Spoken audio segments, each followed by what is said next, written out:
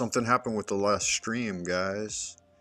I guess it got shut down by the thing, doing the thing, and getting the thing. So maybe it'll work for a little while this time. It's a pretty good transmission though, about an hour and a half, about $1.50. Take or give, $1.25. We are live once again. I do remind you to hit the button, do the thing. Frank Monday, transmitting to you from the central kingdom of the Celestial Dragon, Twilight Zone, Old Peking, far behind the bamboo firewall, your beloved Grand Wizard of the Esoteric Order of Dagon, reminding you to check me out on buymeacoffee.com/Frank Monday. Put a little something in the tip jar and keep doing the thing. Welcome back, beloved brother Brent. We are live once again like Finnegan. So if you've got a yen to expand your kin, then let's get zen and keep doing good magic. Yeah, so the last transmission got shut down by the algorithm somehow. And as a result, we got disconnected. I think it was because my son jumped up. I think he woke up about 15-20 minutes ago, and he turned on his computer, which his computers are far more powerful than mine. So I think he sucked off all the internet. But yeah, now that we are sharing the internet stream, my beloved son and I, we can get back to business, right? We had some things to get into, man. Let's go ahead and start off with a bit of a musical entry. A little Dweller of the Dark to get things started.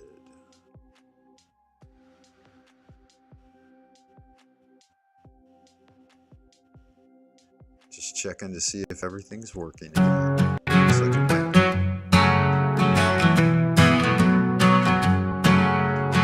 Eagles flying high, cats on the prowl. Devils in your bed, their whispers so loud. Witches on my heels, so they'll steal. Running in the dark, truth they conceal. Blood on the walls, spattering us safe. God can't help the dead, no time to think.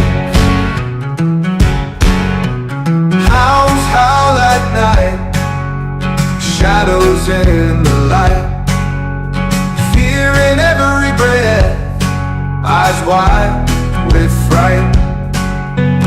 Cards dealt by fate, no way to escape. Threads getting tight, can't see the daylight. Blood on the walls, spattering us sick.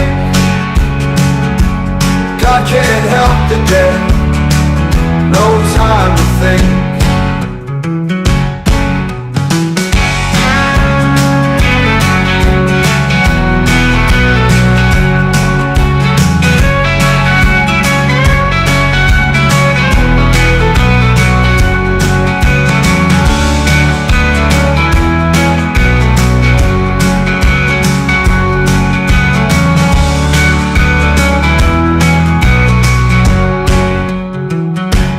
Cards dealt by fate, no way to escape. Threads getting tight, can't see the daylight. Blood on the walls, spattering us sick. God can't help the dead, no time to think.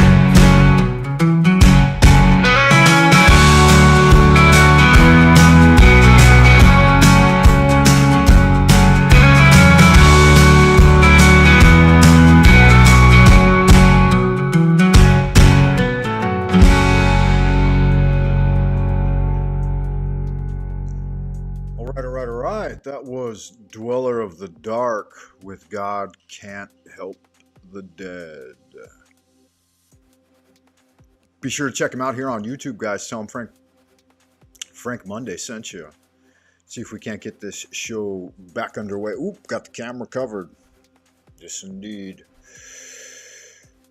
So yeah, if you do come back by, I wasn't meaning to be cagey with you.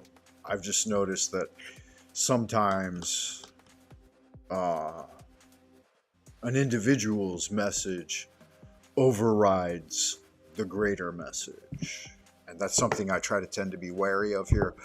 Even sometimes my own, like when we're socializing and sharing stories, I believe that's absolutely valuable and important. And I realized that when the last stream got cut, I thought, that's a little bit of feedback from the universal thing, right? Be more compassionate, be more compassionate.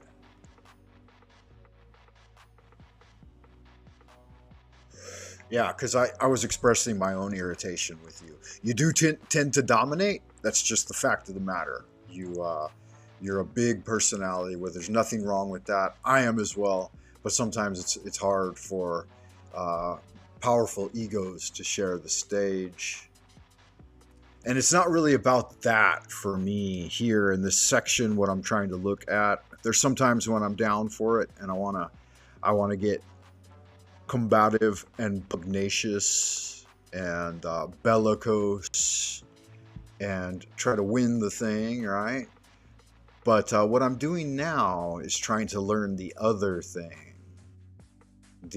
which I've learned very well in the past, but you can't always be 100% successful, right? In sharing that thing with others. But yeah, this kind of idea here. And I'm glad that you're interested, Brent, in Carlos Castaneda. It's a fun journey. It seems like, I don't know, there's like 10 or 12 books in the series. I read all of them.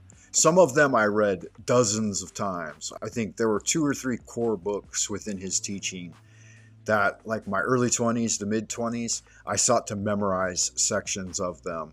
And like I was mentioning that earlier Ralph Waldo Emerson quote, right?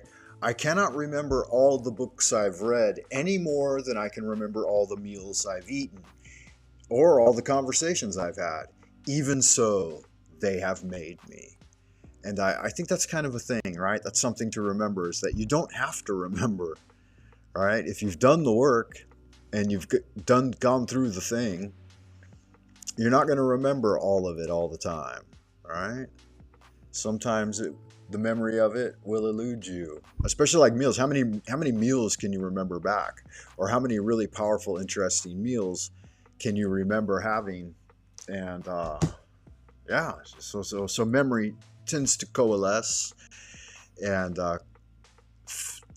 settle, right? I came up with a very wonderful poetic description of the thing when I was younger, and I told one of my Thelemic brothers, one of the guys who introduced me to the teaching of Mr. Crowley, what went on in your head? Oh, Mr. Charming, did you speak with the dead? And he probably did, right?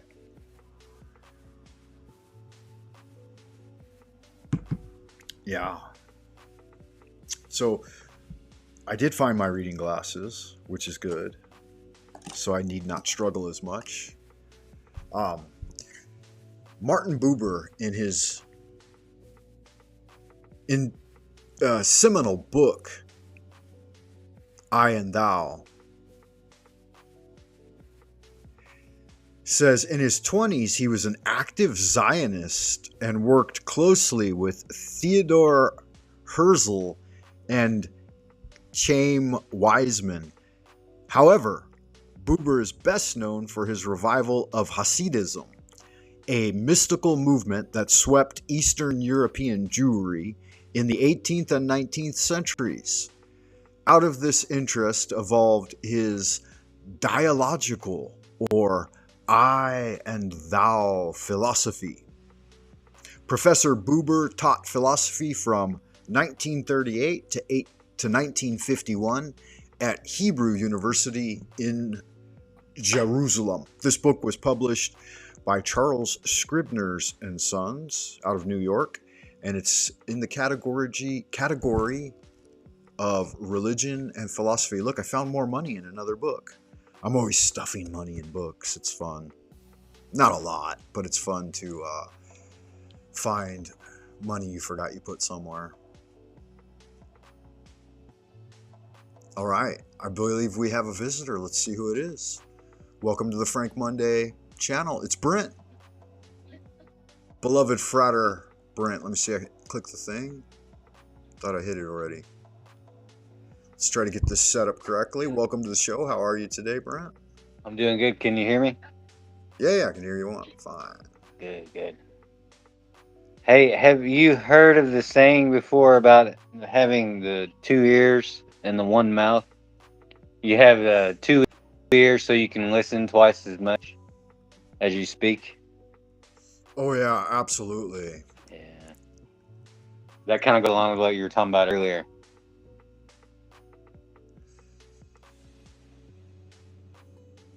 Yeah, definitely. Right, I have it on screen here. You might need your reading glasses, but it says silence is part of the conversation. So you're showing some interest in the teachings of Don Juan. Have you read them before?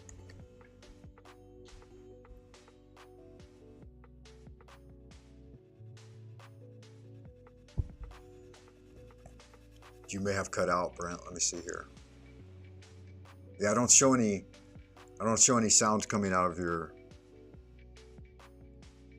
microphone. Give it a second. The internet may be lagging out and catching up.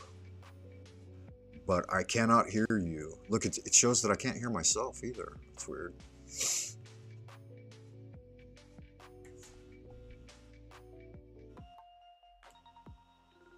Out of your microphone. You got kicked. Weird. Yeah. If you're on a phone, like an iPhone or something, it often kicks from Restream. I don't know what's up with that. I don't have any hours left on StreamYard, though. StreamYard's the better one. I accidentally left that live stream playing the other night, and it used up all of my free hours from StreamYard. So I'm stuck using the Restream thing.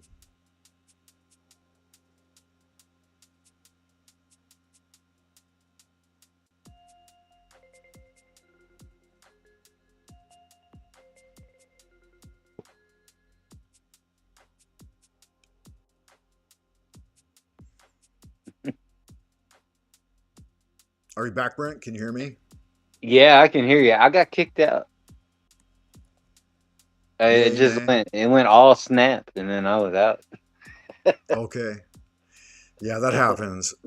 If it continues, Restream tends to kick people who are using a phone. Are you on a laptop or a phone? Oh, I'm on a phone. Maybe that's the issue. Yeah, it might keep kicking you. Unless you use Firefox. Are you using the Firefox browser or what? Or like the standard Google Chrome or Safari? Yeah, it kicked him again. It may be my VPN too. Here, I'll do this, Brent, because I'd like to chat with you if I can, but it seems to have done it again. So here's what I'm gonna do, man. Yeah, I don't know how am I gonna do that. Last time it broke the stream. Yeah, it's showing no microphone on your side or mine. There's bad lag. I'll try disconnecting the VPN and see if that changes it.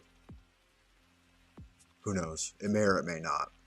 If it does, good magic. If not, that's just the way of things, right?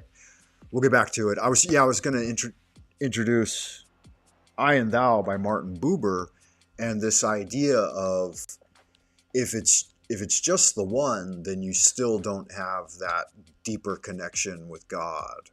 Let's see here. We'll try again. Is your microphone working?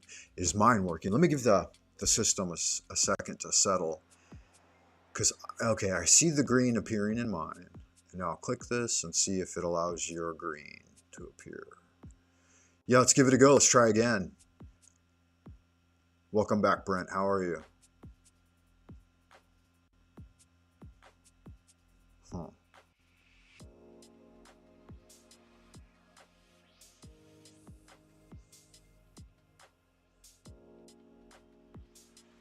Yeah, it's all lagging out, man.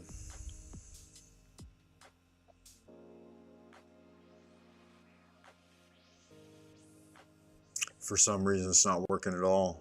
I don't think it's. I'll check my feedback loop on my iPad. See if we got anything. Yeah, it looks like it's all stalling out. Yeah, it's all lagging out, man. Yeah, maybe it's because other folks are going live right now and I'm getting blocked by the algorithm, or maybe it's because my son fired up his computer, or maybe it's my computer. It could be any number of things. The more you wonder about it, the more possibilities you'll come up with. But yeah, that's basically the thing there, guys. It's getting back to it. It says a conversation without silence in Don Juan's views made for mentally noisy and energetically wasteful. So those are one of the things that we see a lot on these platforms. Let's copy that. That's a good little snippet right there. All right, what do the kids these days say? Clip that.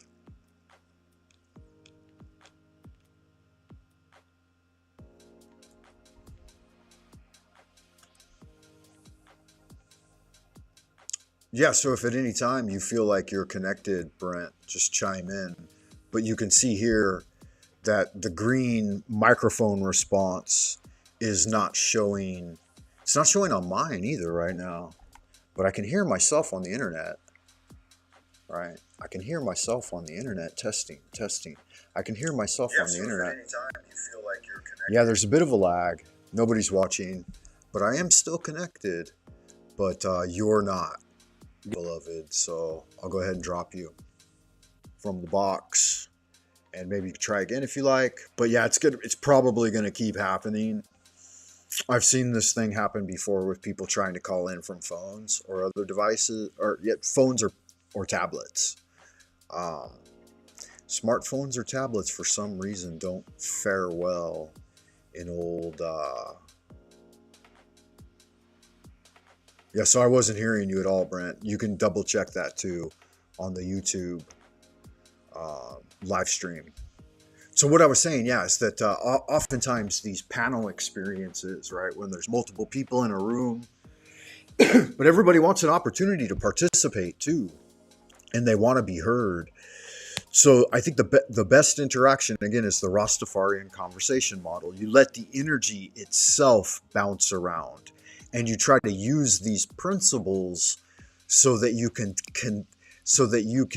detect when it's your turn, so to speak. And you can also detect when it's no longer your turn. And so Carlos Castaneda, in the teachings of Don Juan, described it like the spirit of the thing itself. And if people learn to sense that spirit, the Holy Spirit, I would imagine, right, it will jump from person to person trying to articulate itself. And it's only when all the people in the powwow, or not the powwows are quite large, but the talking circle, right? However big the magical circle becomes, if it's one or if it's two. So I disagree with this a little bit. As long as people are sensitive to chi and energetic aura fluctuations and how Carlos Castaneda described it, I don't know. You'd have to get in and read. That's I am now sorry. You'd have to kind of get in and read the thing yourself, because, and you have to understand. You have to have some foundation and understanding in like chi, like energetics, and how they transform in groups. And you have to spend a long time observing it, right, and get involved with it. But yeah, it's the flow state. And the flow state is not trying to win. It's just trying to show, right? It's like a show me, don't tell me type of thing. And so people get concerned egotistically with the winning section, or the being heard, or the seizing of the energy, right? Like the Buddhists use the good analogy of the outstretched hand where the bird lands on it, And you don't grab the bird, you just let the bird sit there, and you're in flow with Tao. If you try to grab it, you lose the Tao, right? Or if you try to push it away, you lose the Tao. As long as you're in flowing with the Tao, it'll just sit there, right? And I guess then you could kind of stroke its head, right? And then you'll connect directly with it, and you'll realize that you and the bird are one. And then when the bird does launch, you're inside the bird, and you're up there flying, right? I've done it a few times. Taiji Qigong, like genuine Taiji, sometimes a bird will land on your head and sit there while you're practicing. And it won't be a singular thing. There'll be like, it goes through gateways, right? Like my first experience, in fact, with really deep connection with the chi, a bird, a little sparrow, singular sparrow, came and landed beside the pool to get a drink. And I allowed it through chi, it allowed me to connect with it. And I went over and I pet it, and it was checking me out when I was swimming around. And I go to the bottom of the pool and stay down there for like as long as I could. Maybe that's one of the first times I died, right? Maybe that's where I actually ended that lifetime, was at the bottom of that pool. And right now I'm only reflecting on the life that was. Yeah, kind of a thing. Yeah, so you want to be wary of this mentally noisy or energetically wasteful behavior. And that tends to happen, right? When it goes beyond the two, when it goes from the I and thou to the I, thou, and thee, and then the I, thou, thee, and the others, other and others, right? Ad nauseum. But it can work. It can work. Mastermind groups can get up to certain sizes, and different sizes would have different geometrical frequencies, all right? Like, again, we had started there and left off there when I lost my last connection. Like the singular focused intent of generating the thing out through the black mirror into the cosmos, right?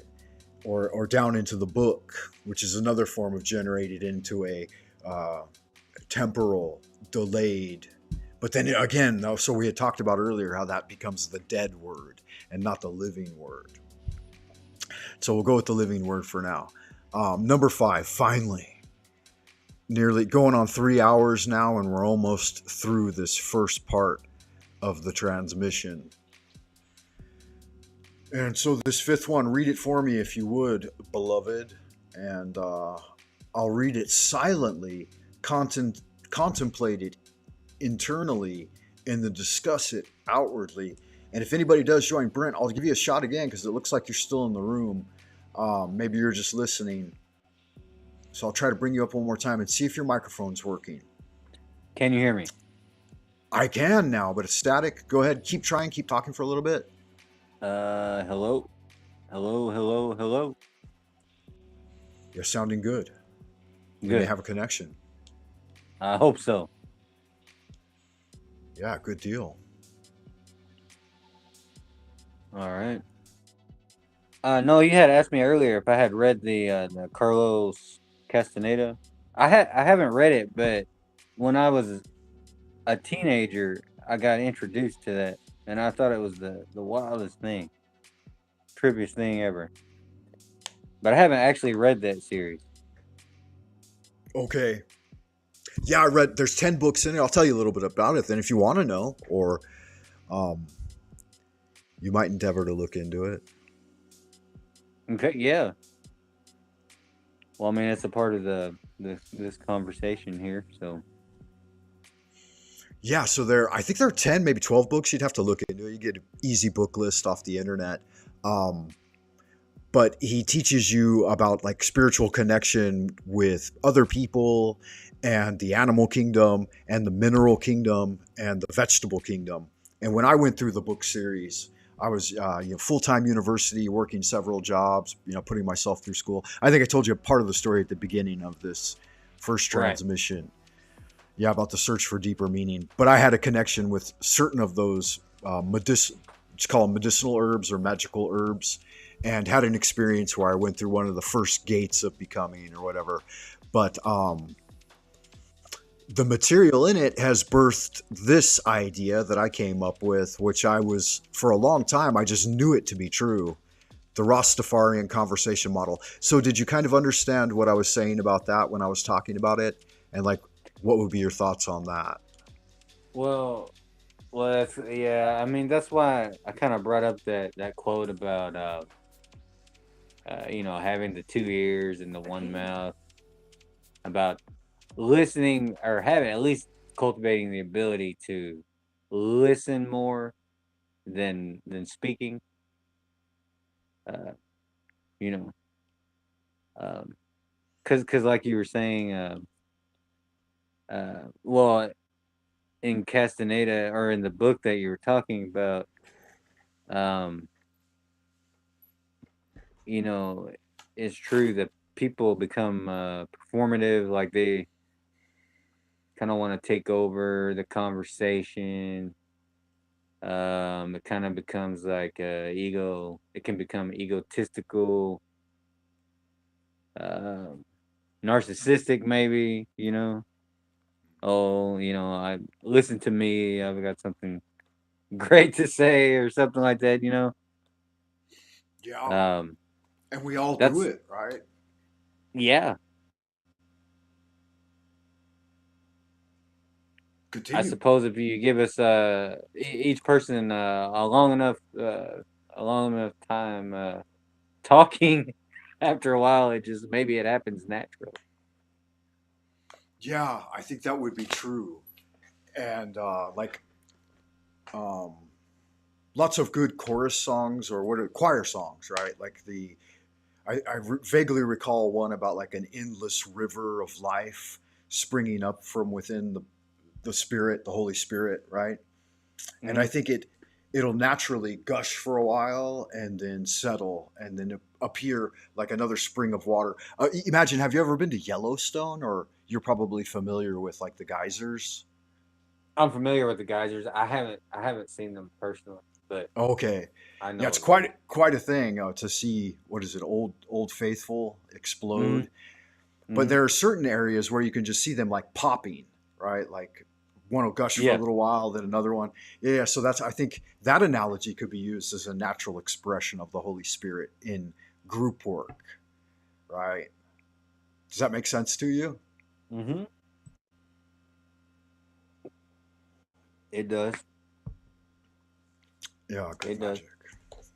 Yeah, so tell me what you've got today. I'm glad you enjoyed the conversation yesterday. I think we had a fairly spiritually productive engagement, and we could probably do that again, man. Well, yeah, I kind of interested in what you're, just this whole idea of that Castaneda was putting out. Um, I Do like you to know? learn, so Go I ahead. like to learn from people. So I I try to listen more than I speak. You know, because there's a lot of people out there that know a million times more than what I know. So, which is one reason why I was started listening to your videos in the first place. So, one reason why I like talking to you, because I can learn I can learn something. I don't really have uh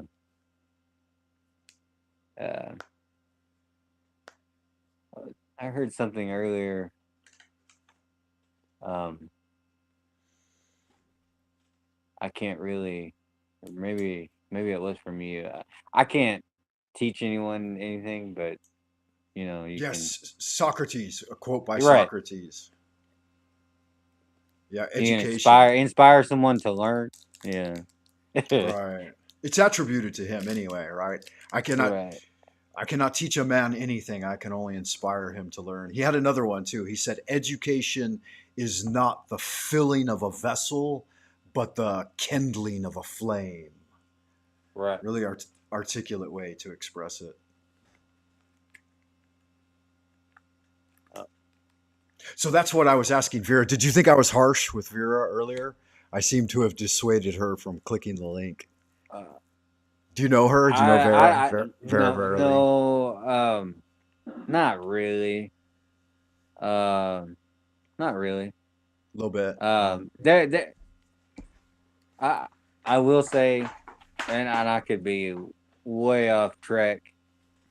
The statement that was put in the comments there seemed to almost be an attempt at gaslighting, actually. Yeah, that you notice. Are you? I don't know that much about you other than like how you've presented yourself to me here. So how familiar are you with like the panel verse and the other panel chats and stuff?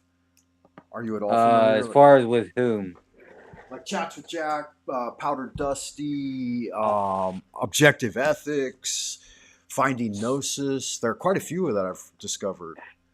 So actually, no, I don't really surf those channels, man. To be honest with you, I have a Okay, handful of people that I listen to or even interact with, and that's like that's that's smart. I mean, honestly, like you're one of them, Thank you for and that. I feel blessed. well, I'm the one that's. I mean, I'm gaining from you, man. This is I was just like I was just happy. I'm happy that I'm able to interact with you in this way because some other guys that I interact with, it's not like this. It's just through message form. So Mm. I haven't actually had conversations with them. Um, but like the machine lies and all that, man. I'm really unfamiliar. I really don't listen to those guys, man. To be honest with you, I'm just Okay. not. I just don't. So I don't know enough about those guys, really. Um, Yeah, good. And what you had mentioned, like keeping a smaller social circle, I found that to be far more productive. And like your immediate social circle, and if you can find the Holy Spirit, like if the folks can gather in the name of God and try to express that thing which wants to be expressed, the cosmic nature, right, rather than their own individual egotistical nature, then you really can build energy, power, and wealth and transform the kingdom around you, right? Like, mm-hmm. and it's not that anything has changed, it's that your realization of being with God increases, right? Like I expressed this idea the other day on another panel, and it was a revelation that I had through having conversation with them. And they were talking about like all the drones hovering in the sky outside their home or stuff in the evening or whatever, and numerous amounts. And I don't know if you're experiencing that or not where you're at. I'm not. Okay.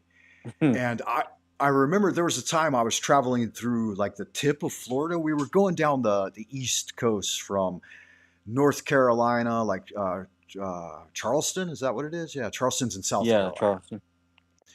Yeah, we went through Myrtle Beach. Have you ever been to Myrtle Beach? I haven't been to Myrtle Beach. Okay.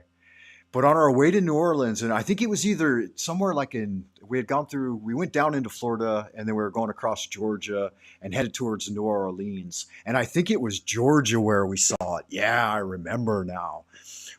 Have you ever driven into Georgia? No. When you drive into Georgia, there's a huge orange on the interstate that says "Welcome to Georgia" because, like, I guess they have a lot Oh of yeah, yeah, yeah. Okay, yeah, I know about that. Yeah, it. yeah. Yeah, it was about 45 minutes to an hour or something plus past that sign that we were driving through a field. My friend was driving. I was looking out the passenger window, and I saw wheels within wheels, like circular gyroscopic drones that didn't have any um, visible means of propulsion. It just looked like metallic rings of magnets spinning around each other, and then Yeah. at the center of it was some sort of like eye, like a cameric device. It looked technological, but it also looked like multi-dimensional and spiritual. Doesn't And sound like a drone. No, a little more high tech than a drone. Eyes from the eyes of God from the future, as it were, you know. And they descended from the clouds, like they emerged from the clouds. And I told my friend, I'm like, look at that, you see that? And he's like, oh fuck yeah, I see that. And he just like kind of got scared and focused on driving. And but I watched the entire expression. They like emerged from the clouds, twinkling, and then Mhm. descended over the like a cornfield or something. But it was like a fallow field that had been cut, and went into various geometrical shapes and kind of like cruised by us and watched us for a little while, and then boom, just pew, blasted off back into the sky. Um, so like descended, came out of like the southwest, descended, and we were going directly south, due south, I believe at that time, and then went like northwest. Yeah, and came within a range of probably I don't know, like 500 yards or something. And yeah, so So, that's basically. But anyway, and I thought, so when you go saw ahead. that, what I mean, what was your first what was your first thought about that? At first, I mean, sure. I struggled to like understand it and like look at it really closely, right? And like Hmm. you know, translocate my vision as close as I could toward it, and obviously like just kind of like abeyance of the cognitive mind, like the intellectual or analytical mind was at it struggled to understand whether or not like it was like a drone or like a little craft or something like that. But then it didn't make any kind of sense really. And I remember trying to look at like the eye in the middle, like Mm-hmm. it had almost just entirely an energetic type of thing. But then it was almost I could perceive within it, or my mind was trying to perceive within it, like the shape of a camera, like something guiding it, being able to see and watch. Don't know if I could actually see that far and make out any type of like tangible nuts and bolts item in it, but it had the energy and the light, and I was able to see like the rings within rings and Did imagine what they were. You know what I mean? did you have any kind of physical sensation on that when you saw this thing? No, just like tripping out and then trying to explain it to my friend and then try to like Mm. rationalize it. And I remember him like looking a couple of times, but then like he swerved because he was driving, right? We were going fast, probably, I don't know, 90, 100 miles an hour down the highway. Probably not that fast at that time. Back in that day, I think the speed limits were lower. So maybe we were going 65, 70. Probably it could have been like, well, I don't know what year that was in, but it, at one time it was like 55, I think, Yeah, I on think a it was, on a highway. this would have been like between 93 and 95. Yeah, This, I mean that could have still been like 55 at that time. Yeah, we were probably going a little slower then. We were probably going 70 or 80 because even back then you could drive up to 80. Now Yeah, they've got speed limits at 90 on some roads, right? But maybe. typically I know here it's like it's 75 right. for like normal traffic, and then like diesels it's 70. So Yeah, so imagine that our vehicle technology has improved so a lot, right? In 20 years that mm, mm-hmm. we're traveling almost double the speed we used to, you know what I mean? So that reminds me. You're talking about that thing was looking like wheels within wheels. It reminds Right, me of like this of go scripture ahead. in Ezekiel. Do you Yeah, it remember didn't the remind. vision? Yeah, I do. It didn't remind me of that at the time, and I've never really made a deeper connection. But now that you mention it, I could imagine it to be that, but at a very much smaller version. So the estimated size, I would say, of these was about twice the size of a basketball, or What maybe a the little heck? larger. Yeah, so maybe like imagine like three or four basketballs swirling around each other. That was about the size and dimension of the thing. And it looked like an was it obviously it's like shaped like an orb type thing. Yeah, so like an outer ring and then like a couple of inner rings, maybe multiples, and then some sort of like energy at the center of it. But the rings looked, or at least I perceived the rings to be strips of metal lined with like strips of magnetic something glowing material on the inside of that. and then the out ones were spinning at first really fast, so the outside just looked like a bright light. And then as the outer ring slowed down, you could start to see the rings within the rings slowing down, and then there was like an eye at the middle of it, like looking out at us.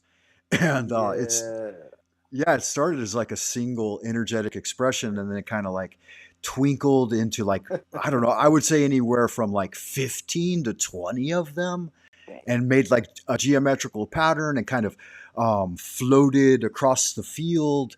And then as Mm. it shifted and it just turned back into that like bolt of energy, and everything just shooting back out into the clouds. But it came out of like stormy, dark rain clouds that had formed above the tree Yeah. line past the field. So my backdrop would be, we saw the big orange. Then I looked out, there was a nice open agricultural field with a good tree line, and it kind of like twinkled out of the clouds, took shape above the field, floated across the range of my vision, and then boom, shot back out into the storm clouds again. Yeah, what a beautiful That thing. that's crazy. Yeah, and I would say that was legit. Like being able to describe it to you and being in the liquid like equilibrium and memory of the thing. There was another time too I could tell you about, but I won't tell you about this one, not at this point. But yeah, That's fine. so but That that at some point we you're continue to converse. It might come out again. Yeah. you you're not the only person that has seen that type of vehicle though. That's Okay. that's what's crazy is Have you heard it described like that before in exactly that manner of I've something? I've yeah, I mean there's people that have described that type of thing, but really what's been popular lately are the orbs, are these orbs, which Yeah, is just yeah, like these plasma balls. yeah. I've seen those. I could tell you about a few I've seen. A few times I've seen Yeah, those. I mean that thing's like so common that it's I mean I think it's undeniable at this point. Yeah, yeah. So On remember what we were talking about yesterday.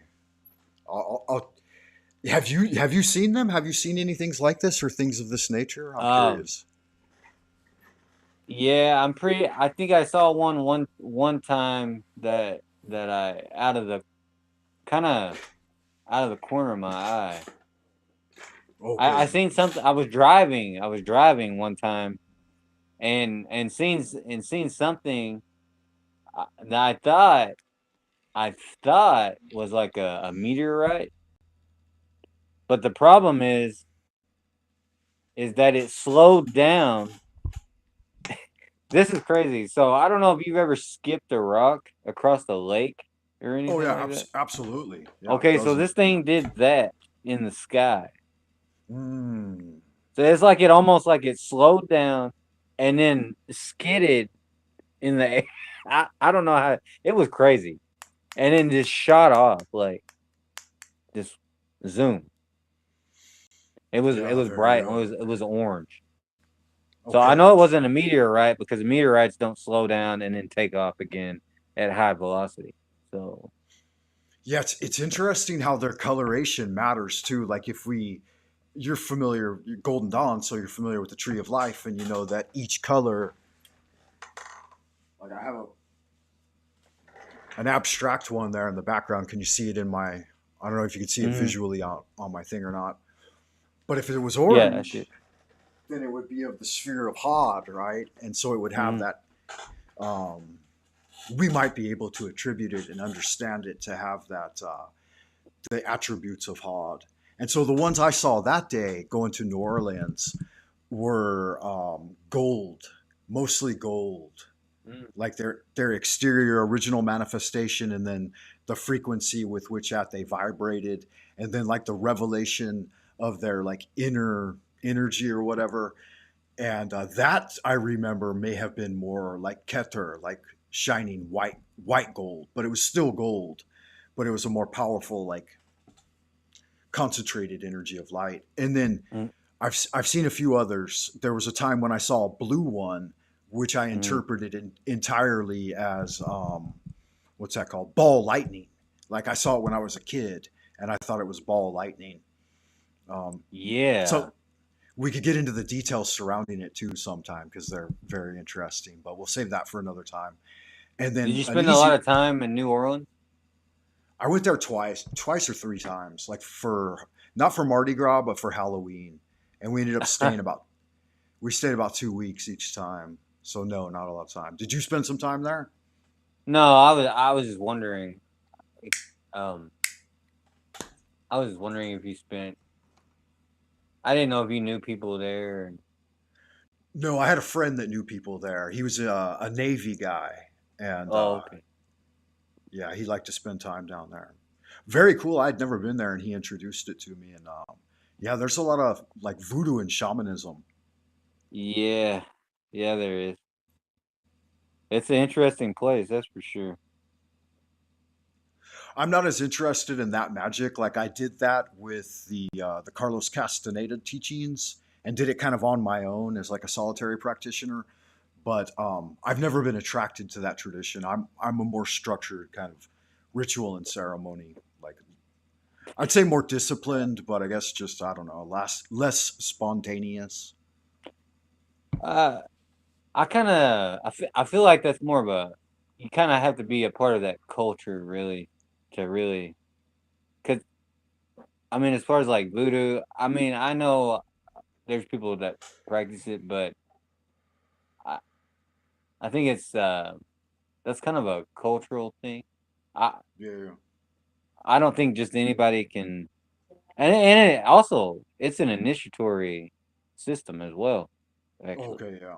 Yeah. I can imagine. I mean, Yeah. you Okay. know, So it one has a I very specific. It's very specific. yeah. We had started talking about the orbs, and one I could relay really quick was the one I saw at the Drum and Bell Tower here in Beijing, um, which is well known to be like a spooky spot. But I didn't know that until after I had discussed this experience with some people. They started to tell me to look into the ghost stories of the Drum and Bell Tower. But I saw like a red plasma ball emerge, probably about the size of a volleyball, and it looked like just pure red flaming plasma, like a ball of plasma surrounded by like fire. It almost looked like a miniature of the sun, right? Like, and Okay. I was walking along, and it came down in the night sky and appeared, and there were other people walking around me, completely oblivious, like they didn't even look up at it. And I guess it was maybe 150 yards from where I was at, and probably 100 yards up in the sky. And yeah, that would appear relatively small within such a setting. But one of the guys that was walking by me was looking at his phone, and I remember specifically we had the candy bar Nokia phones at the time, right? Right. And I had a Sony one that actually had a camera on it. And I tried to get the guy's attention. I grabbed his arm, and he's like, "What the fuck?" You know? And I was like, "Look up, look at that. Do you see it?" And he's like, he shook his head. He's like, "Yeah." And I'm like, "What the fuck is that?" And he's like, "I don't give a fuck. I don't know." And he just looks right back. He saw it. He acknowledged seeing No, it. no big deal. Right. And they just looked right back at his phone and continued walking. And I looked around, and like anybody that was around me were looking at their phones and walking, and they all looked like drones. And so, but I was fascinated. So I took out my phone, and I attempted to turn on my camera and film it. And I did. I got kind of like a red dot, like within camera technology was really bad back then. But Right. the phone, as I was watching it go by, I was trying to watch it with my real eyes, but then trying to see that I was actually filming it with my camera. And the phone died. And I tried to reset it, and I was trying to track the ball and stay focused on it. But as it went off, it just disappeared as it approached the bell tower. And I thought, fuck, I couldn't get it, you know? And like, I got the phone turned back on, and another one appeared, and it went by, and the phone was like completely dead at this point. Like battery just read 0. And so it Right. wouldn't turn back on. And I said, oh, fuck it. I'll just watch, you know, and see what the fuck this thing is. And it floated into view, went through my range of vision, right? And toward the tower. These were going from east to west, and I was walking north. Mhm. And it happened like 4 or 5 times. 4 or 5 of them went by. And the entire time I was trying to rationalize and figure out what it was. I was like, is it a firework? Is it, you know, how could a miniature sun appear to? and it seemed so mechanical in its trajectory. Like its trajectory looked so linear and consistent in speed and non-deviation of direction, and faded in Yeah. and out of view so subtly that it was a quite unique thing. Yeah, very. Yeah, so that was a quick one. Yeah. That was fun and interesting. Those were There's a lot of red, studies red on Martian those were energy. red. That one, that experience, they were There's a lot of red. studies Yeah. being. That's crazy. There's a lot of studies being done on plasma right now. And there's this whole thing about this debate about it being intelligent or not. Like Yeah. there's some specific scientists talking about the universe, like the universe is made of plasma. Yeah, I've heard about I don't this. know if you have any thoughts on that, but Um, yeah, well, I would say it's one expression of the divine spark, right? Like if through Kabbalism we know that the divine spark, yeah, it is plasma. I'm gonna drop this real quick so you don't have to be harassed with my. Don't give me a minute. Did that work? Yeah. Yeah. yeah. So, what is the true name of God, right? According to the Hermetic tradition. Hmm. The true name? Yeah, well, I mean, within our linguistic limitations, how would we express it? Like Masons and everyone would agree. What do I've we see? Rosicrucians would agree. I think you see it everywhere in esoteric right. literature and lore. What is that? Yeah, I don't know that. Tell me. Do tell. That's why we're here to learn from each other. You still hear me? Yeah, yeah, go ahead. I can now. You broke up for a second. Was he? Okay. No, you said what's the true name of God? I said, well, wow, that's a big question, Frank. Well, I know that Yeah. the Gnostics had you've got Eo is one expression. You've got Abraxas. You've got Yod He Vav He.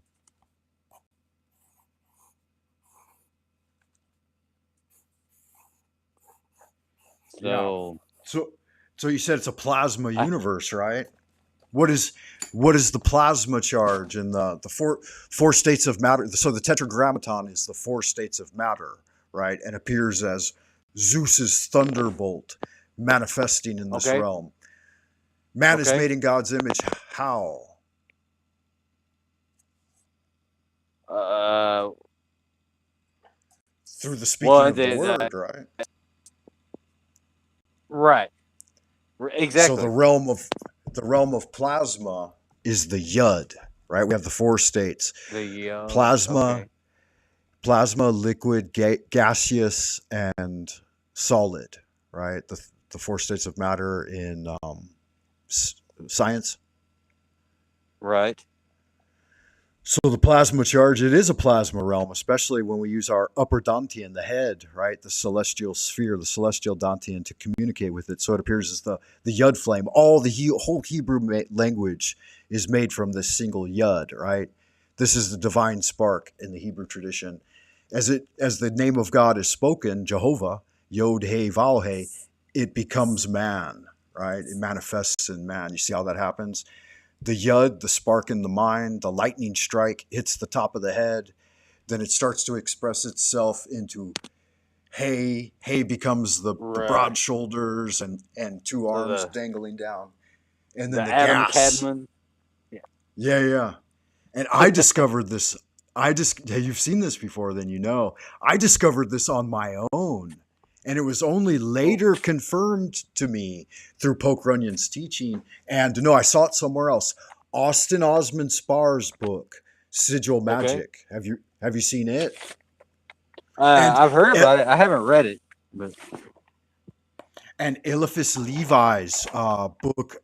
I forget the name of Eliphas Levi's book. I think it's called. It's Transcendental. it. Yeah. Transcendental magic. Transcendental magic. Yeah. He does it a little different though, and I realized that. So if you color in the yud red, right, the fire, and then the first hay blue for water, and then the central one vowel for the gold yellow frequency, and then the bottom one emerald green for the sphere of earth. Yeah, so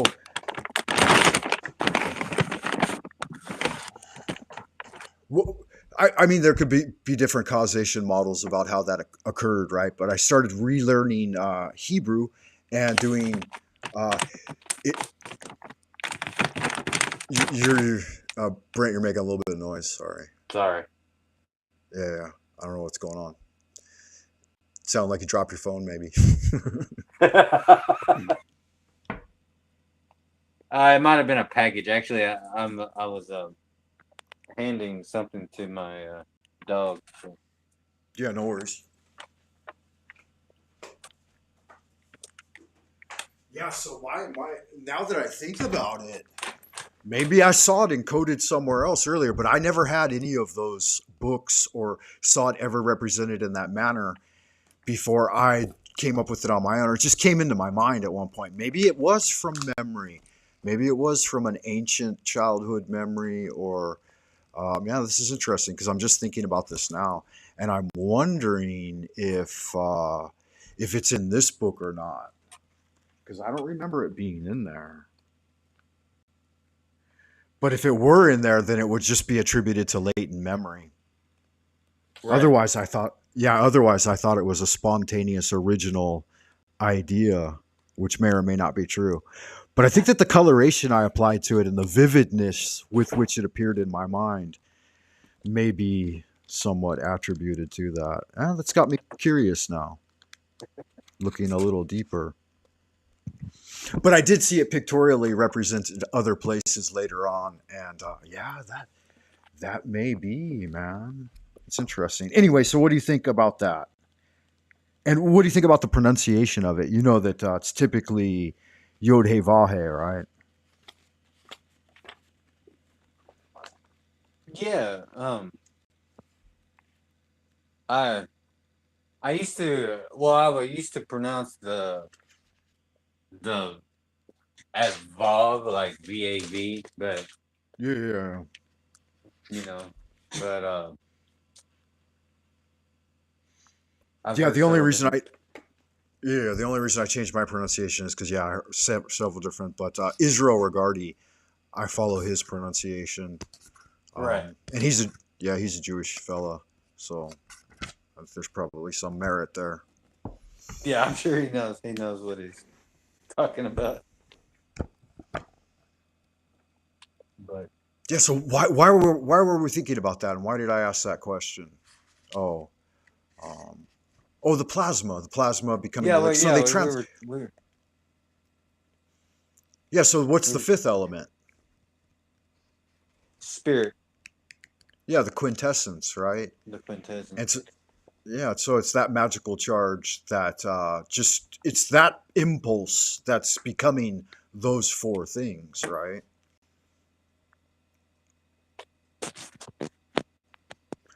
But yeah, do you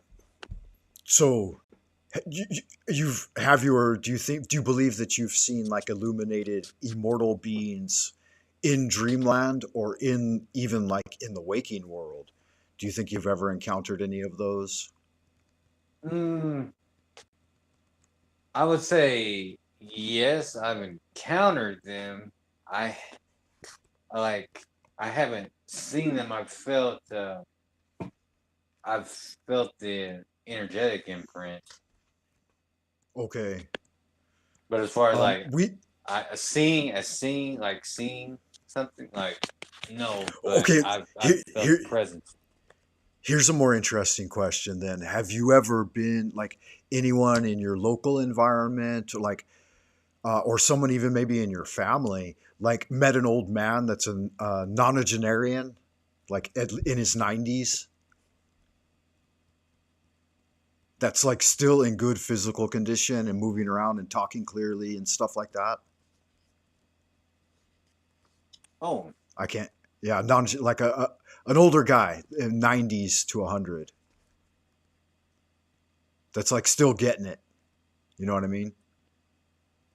like someone in my family, or have met Just someone yeah, like that? anyone in your local environment throughout your life and like talk Yeah, I to. mean, yeah, I mean, I've seen people like All right. that. It's like, Okay. you know, Well, um, those dudes you got to meet and talk with if you can. I remember the first one when I was a little kid came up out of nowhere, and he was just like a wandering old dude, and it was in L.A. oh, when I was young, really? and it was like me, my brother. My brother was about 2 years older than me, and my mom, and I think she was taking us to the park or something, and he walked up and he said, young lady, there's a situation that's about to occur at the intersection where you're traveling. Oh, And he said, just be careful while you're there. And my mom said, why? And he said, I see a like a dark beast trying to come up from behind you. And he said, be wary of that. And she's like, oh, okay, thank you. And she's oh, like, fucking weirdo or whatever. And then we were pulled up to an intersection. I guess she just kind of forgot about it and didn't think about it or whatever. And then me and my brother were looking out the back window and we're like, mommy, truck. And she looked in her review mirror or whatever. And there was a big like four-wheeler headed right at us. And she said she took her foot off the brake, and the car hit us pretty hard, like smashed the back of the car or whatever, and like sent us yeah. out into the intersection. And then she re-braked so that the car would lock up, but or she re-braked like early enough, but she'd only re-braked because she had remembered what the old guy had told her, and that's why she had reacted so quickly. Otherwise, we may have been more greatly injured. Yeah, so kind of That a that thing. that's yeah. That's kind of like almost like these angelic messengers. Uh, Yeah, like holy guardian angels. Yeah, and the yeah. only reason I remember the tale because I know to this day I was probably only 3, 4, 5, something like that, is because she continued to retell the story for years after, right? Because it made a powerful impression on her, and Right. she's the one who said the man was angelic. But later in life, I met a man named Reverend Chalk. I don't know. You can easily find out the hood in Tennessee where I've been hanging if you know who Chalk is. But he lived to 99, and he was always passionate and always getting it. I bought my first house from him, and he had about 200 houses or something in the countryside, and like trailers on single pieces of land, and he'd sell and rent them and buy them and Yes. sell and rent them. And he was a wonderful old man. And he had that spark of divinity. And he tried to hit on my mom. You know, my mom's a widowed woman in her mid 50s, and he always wanted to grab a boob and stuff, But he had a church of his own, he was like a Reverend Chalk. And he was holding church for like 50 years at that point, and I thought, this is a fucking divine man right here. And another one, doing plumbing at 95 years old, and Damn. electrical, whatever it took, roof repairs.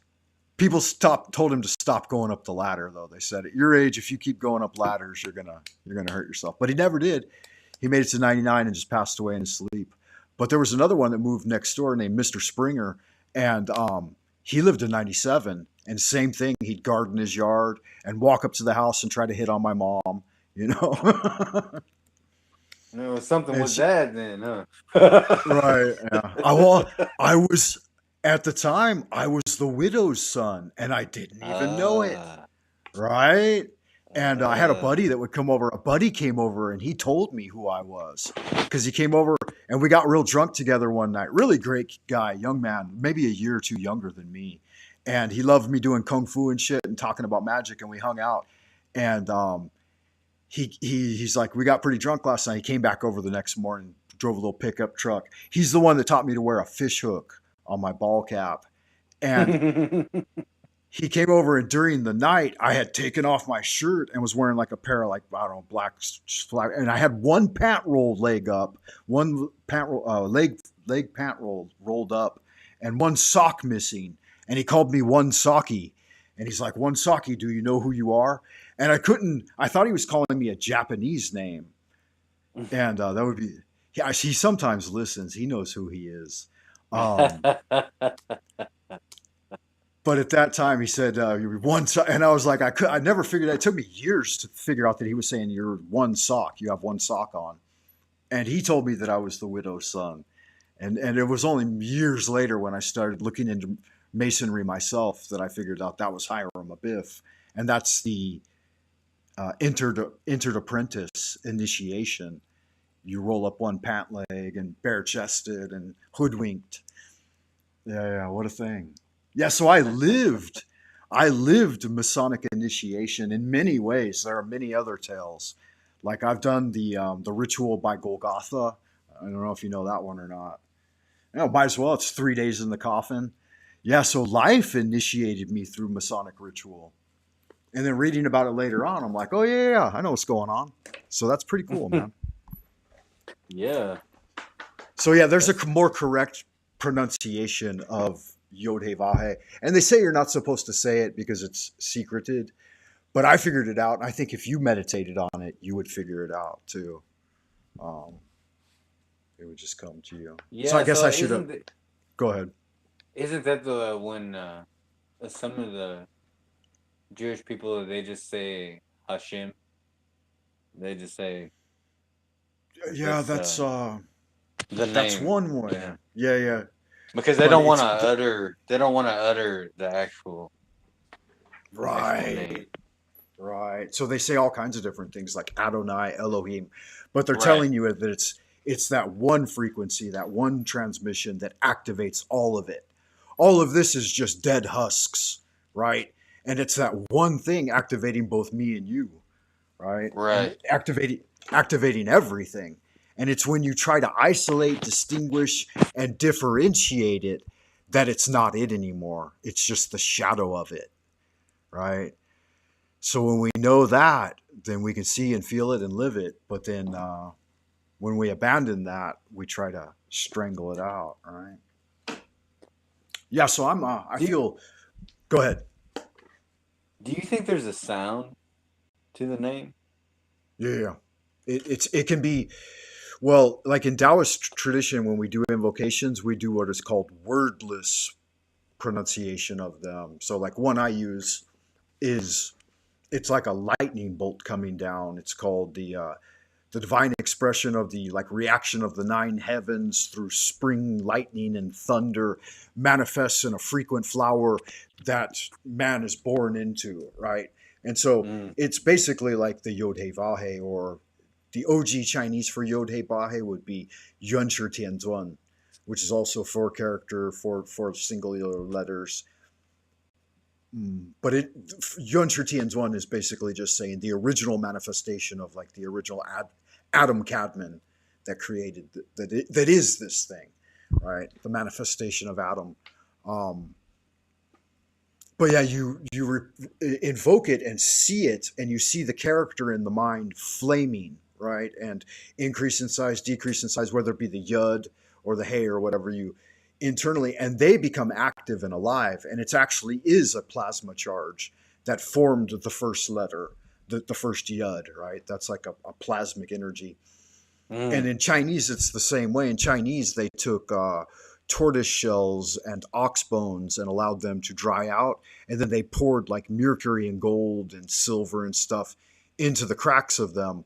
And as the bones cracked and the metal went into it, it would form a cymatic pattern that they would write down as a character. But as they perceived the cymatic expression of that thing was sui generis, like it is what it was. So if it was a bird, right, then boom, the character for bird would appear, and they learned their writing through that direct transmission of the unseen Wow. realm manifesting into this realm. Yeah. So OG Chinese, like in its hieroglyphic form, is pretty hardcore. So that was kind of something I was thinking about earlier. So we Yeah. we know Hebrew as a magical alphabet. Uh, you being in China and knowing more about that side of things, Do you view like the maybe maybe not so much the modern form, but maybe like the proto Chinese letter characters as being a magical form? Oh yeah, definitely. Like real easy one. Um, the one for heaven is you make Mm, a line for the above portion of like the celestial heavens, and then a line that's at the level of man, right? So like your horizon line, and then mm, you stroke down to the left and then down to the right, which forms man. So this character in the middle without the lines is Ren or man. So you're creating man within the heaven. So it's showing that heaven is the creation of man, right? Not a lot. The evolutionists have it backwards. They think that we rose up out of the material and our physical form did.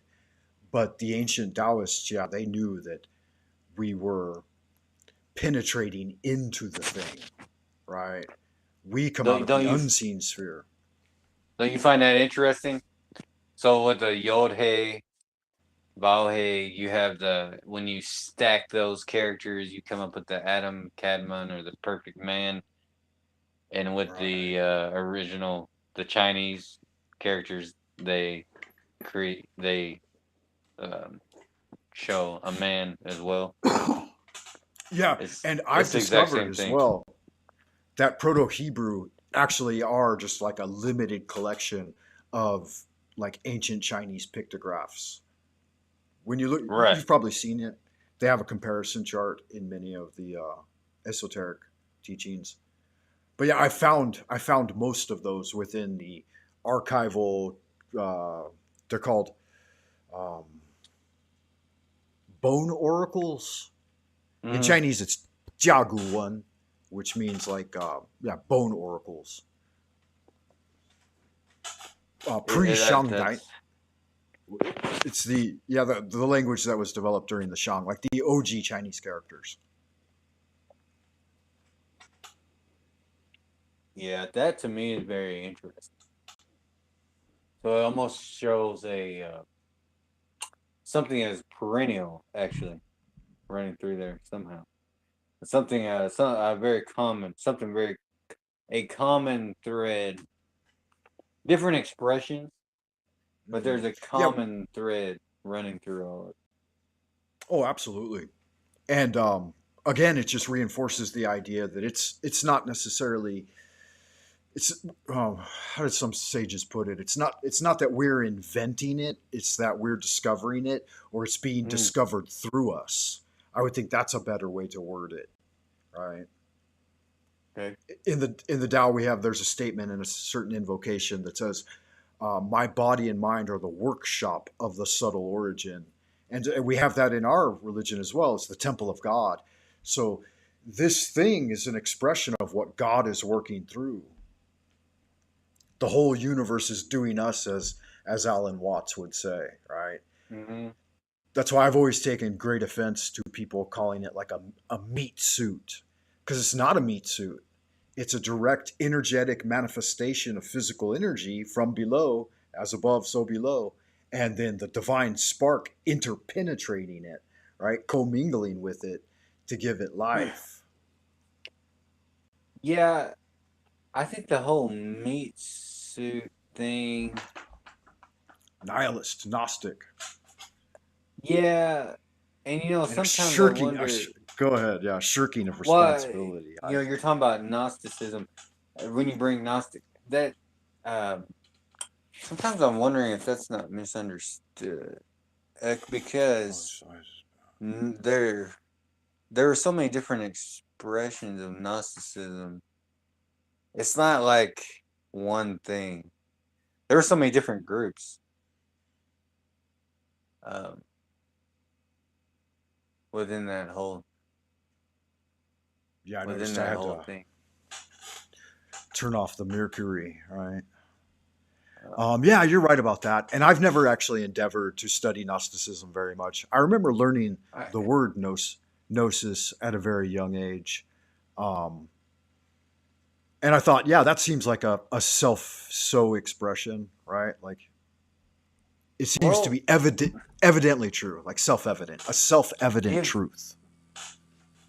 gnosis, well, the way that I understand it, that's like you're having a personal experience with the divine.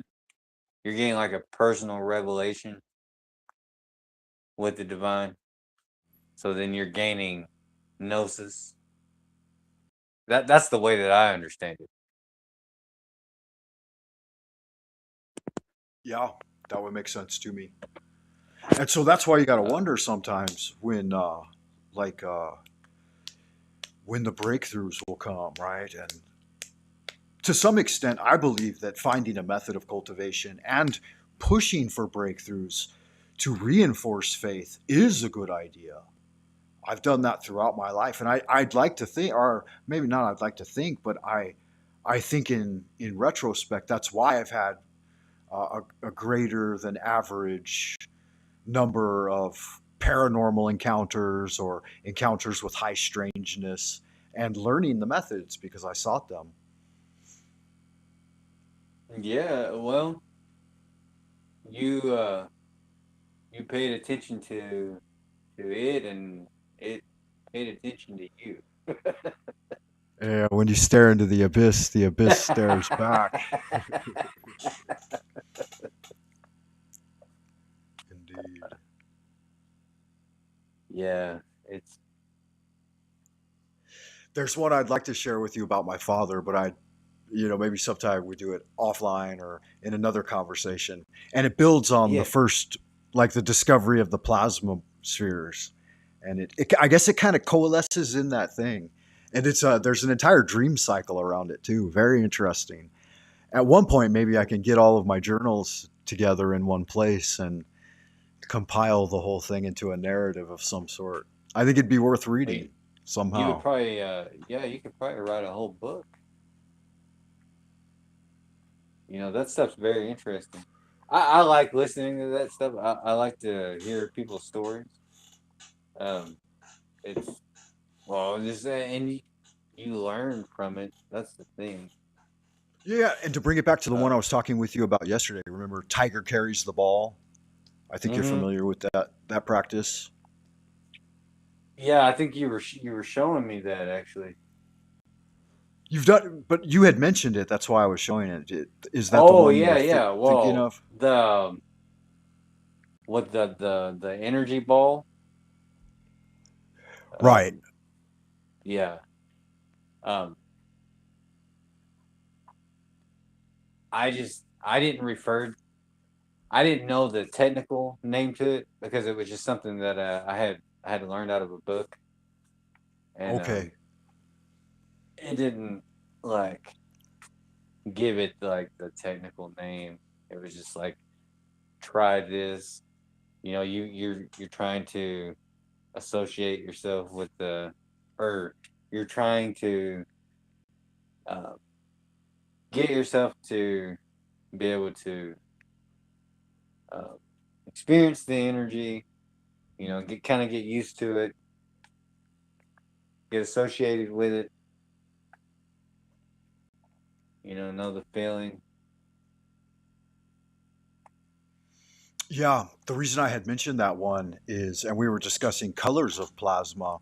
So essentially, you're reaching into the infrared and picking up some of like the one that visually would be the frequency of red for us, and then pouring it down into the other hand on the inhale, Yeah, right? yeah, Sucking yeah, the yeah. plasma charge in, and then your exhale, you produce the blue ultraviolet that lets the energy back out. And as you start to do those, they will commingle and form a yin yang symbol, a legitimate Taiji Tu between your hands. And that's it right there. That's the cosmic seed. Once it appears to you, you'll know it, and then you'll start to see it in various locations, and you'll know that it's kind of the thing that's doing the thing, right? Kind of is. Yeah. And so right there, it's the first two letters of the name of God, right? Yod Hey. I mean, you can express it that way. That's one way to express it. Another way to express it is to draw a yin yang symbol, right? Another way to express it is to stand up and do it, like the card Temperance from the tarot. So it's interesting you're bringing up the yin yang symbol, and I had always wondered. So in the ones that I've seen that are black and white, and then you have like in the black part you have a white dot, and the white part you have a black dot. Is that representing the commingling of the two? Yeah, absolutely. And if you start to study, like if you get a good copy of the I Ching, you'll start to see that that type of symbology, just going from like a dot to a line and then a circle, starts to make a lot of wonderful mystic symbols.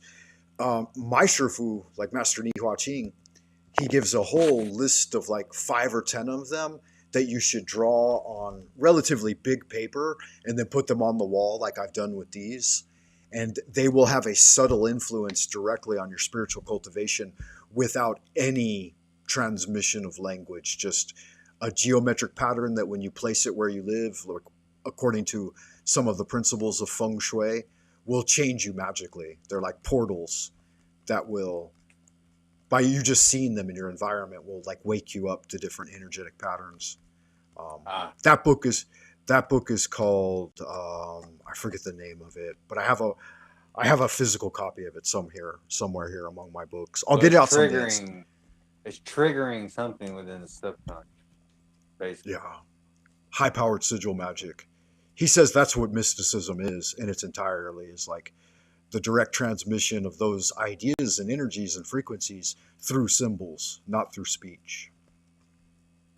So yeah, the Chinese language is entirely rooted in that. And I would imagine, with God being what he is, all languages are rooted in it, right? Just like Hebrew. Well, exactly. I mean,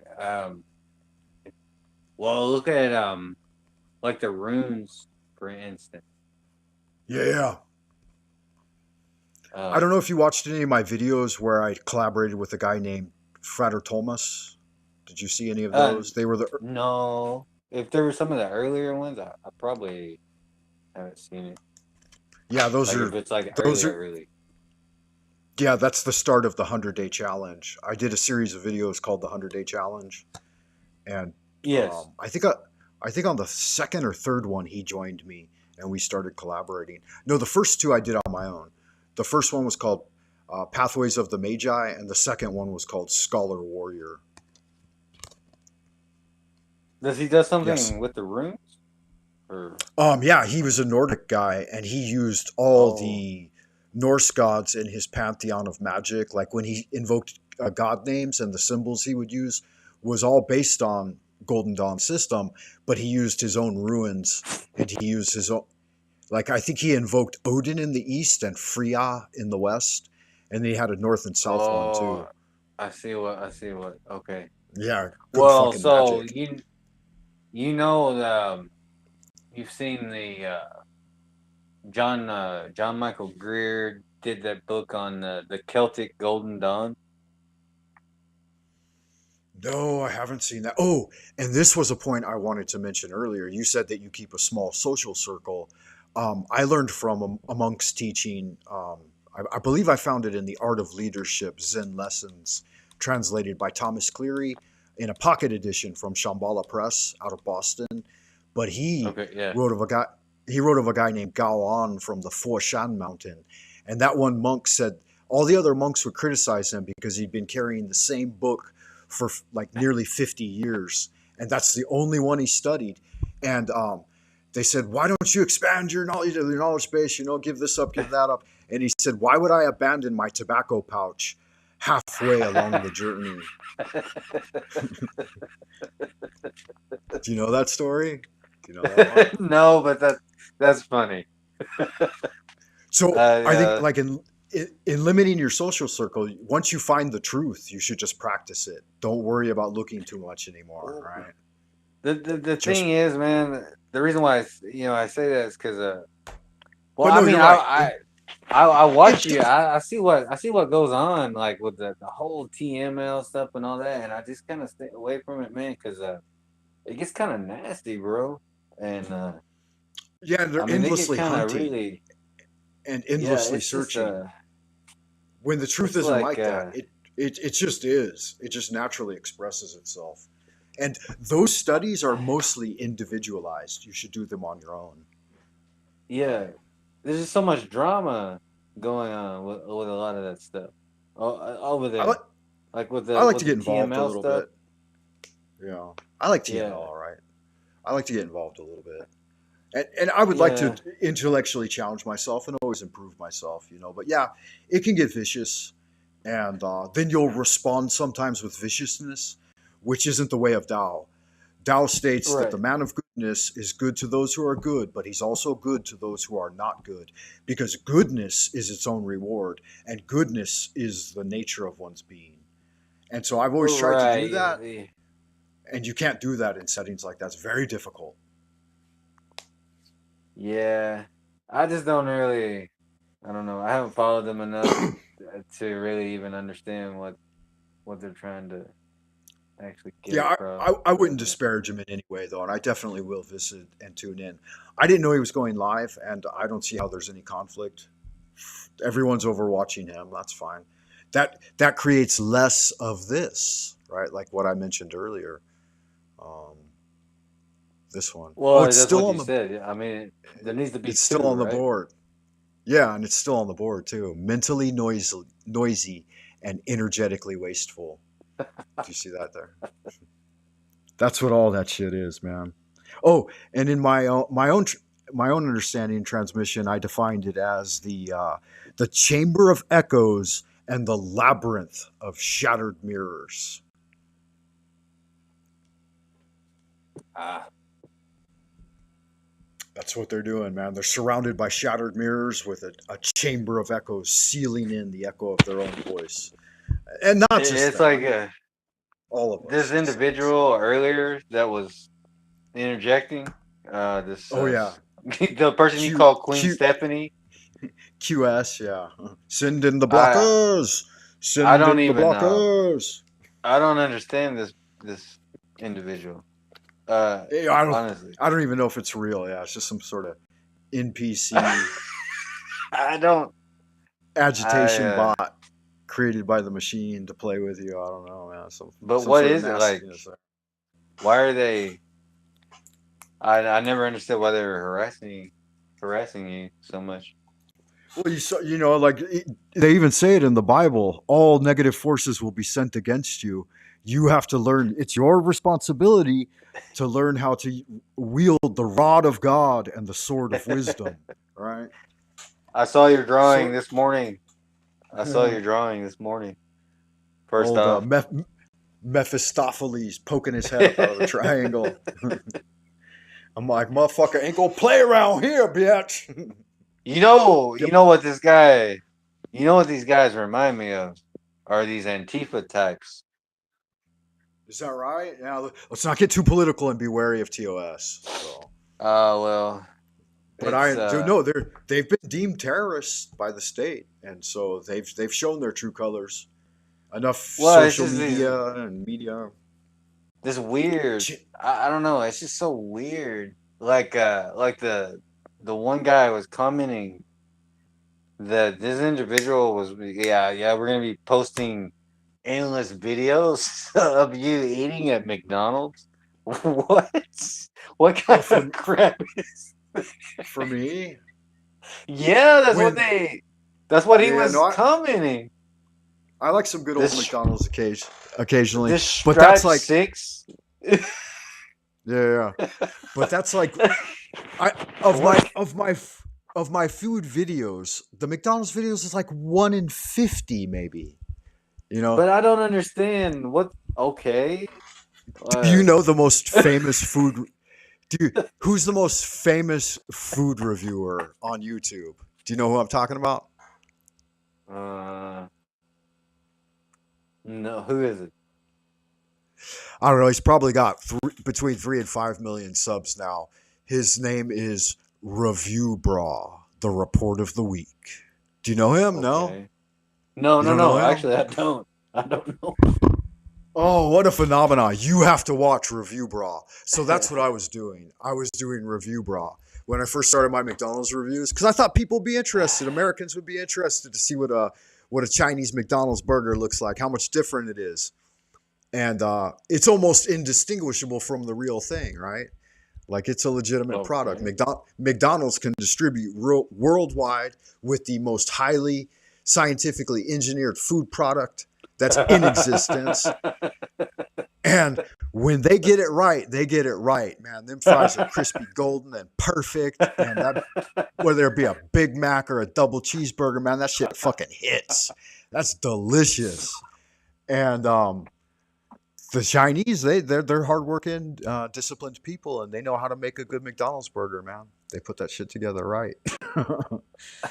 But yeah, if you I don't just didn't know, yeah, if I you just don't know, didn't report of the understand what week. this individual was saying. Like that was some sort of a slight Yeah, against you. Yeah, hey, yeah, yeah, Frank. sure. We're gonna show these videos of you eating McDonald's for like hours a day. Yeah, I just don't Yeah, get it. that's a bit of a fetish, huh? But yeah, I don't understand these guys. But Oh, I see. Okay, yeah, go ahead. We do have a visitor. I'm not sure who it is. You never know, right? Uh, I like to call those folks internet tourists. They're just stopping through. They're not real people. They're like the NPCs. What was I going to do here? Oh, okay. I wanted to bring up the chat because I had missed it. Okay, there it is there. Yeah, anyway, again, so that's like one of 100. Yeah. And they criticize me because I do have bad teeth. I've always kind of had bad teeth, and I drink a lot of coffee and smoke cigarettes, and it just is what it is. You know, I could buy a new grill if I wanted to, and I've thought about it. Getting myself a platinum diamond studded grill, but fuck, what is that? It's just so air. Who cares, right? Why focus on me? That's just the thing. It's a part of the thing. It is, it is what it is. It if would, that's all they got, Frank, they don't really have shit, do they? They got uh, shit for brains, maybe. they Maybe, do right? obviously, because like me even turning on my camera gives me far too much ego, because I'm not a bad looking man, and that one might be one part of my failing. But a duck's a duck. A duck's got a long neck and short legs, and you're like, oh, look at the duck. It's got fucking short legs, But a duck's a beautiful thing. You could point out its one failing that it's got short legs with webbed feet, but that's also an attribute. I've noticed, Frank, that a lot of these people they tend to they like to try to gaslight you. Yeah, and they don't I've understand noticed natural that. order or the natural beauty of a thing, right?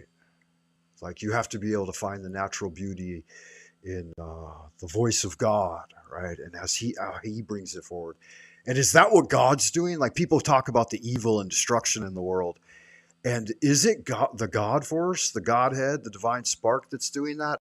Or is it them and the echo Yeah, of their own inner demons, right? Are they the ones bringing forth the darkness? it was kind of like in a comment earlier that was shot towards you, like you know, um,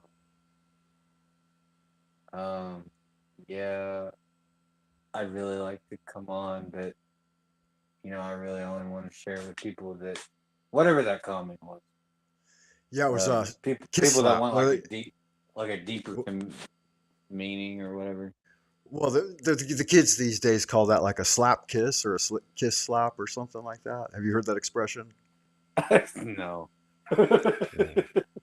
We But used to call it we used to call it like tongue in cheek humor or yeah, sidelong compliment. What's that kind of compliment called? yeah, like sideways compliment, Yeah, there you something like go. Something like that.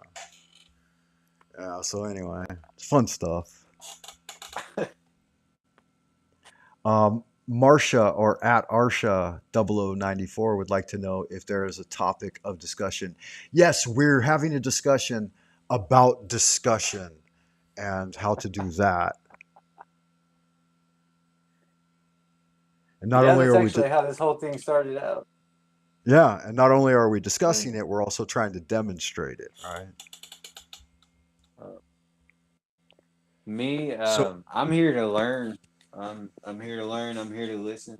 So that's why I kind of started watching your videos, Frank. yeah, good magic. Thank you for that. And I'm here for the same thing. Like Socrates would say, we're here to remember. And Martin Buber would encourage us that we can only remember if we have the conversation, right? If we do the thing, have a discussion, and provide each other with a sounding board, an accurate sounding board that's on the level and squared away, right, as it were. Right. So Amy, if Amy Exactly. has a topic, she or he, oh, it says any, and I said Amy, but Arsha, if Arsha, if you have, or do you, what about you? You've made some inquiries, and maybe you have some ideas you'd like to discuss and get feedback on. Brother Brent. No, I was just interested in this whole thing because it's helpful.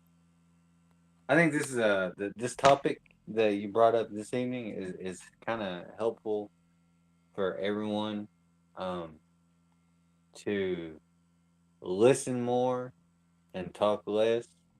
Maybe. I mean, honestly, um, and try to, and by listening more, try to actually understand what the other individual is saying, not just get caught up in conjecture and not just get caught up in ego, not just get caught up in, um, I hope this guy or this person hurries up and says what they're going to say so that you can jump in and say what you're trying to say. You know, kind of put the ego to the side Yeah, and well actually said. learn something, you know? Yeah, that's well said. George Washington advised it. I found a quote by George Washington in one of the OG, like 1950s something, unabridged American Webster's Dictionary that quoted him saying, I forget exactly the wording of it. So long ago, I was a kid when I read it, but it stayed with me my whole life. But he said it would be a matter of, I think, wisdom or prudence or maybe something else. It was the word I was looking up. Um, to defer from making one's ultimate irrevocable decision, provided there is further data to be gained, right? To hold the critical factor in abeyance, as it were, until you've gathered Right. sufficient data. And then I thought about it, and I thought, but there's always incoming data, so you could never, you Well, could never. especially today, right? Because we have the internet. Right. And I mean, even then, as long as there's life, there's incoming data. And so, like, if you, Right. many people are agnostic and some are deist and some have other views. But I would say that I've seen sufficient data to say that I know God in some capacity. Maybe I can't articulate through words the way the source is and functions, and because it's so surreal, right? Super real, realer than real, right? But at least I can talk Well, about its manifestations along the way, like the way I've seen it appear. you are the experiencer. I am the experiencer, but both of us may not be having the same experience. Right, and someone stated that well the other day. It might have been you yesterday or something. You're an experience, and I'm an experience, and then there's a greater experience, and then we're all experiencing it differently. I can't remember who said that. Was that you?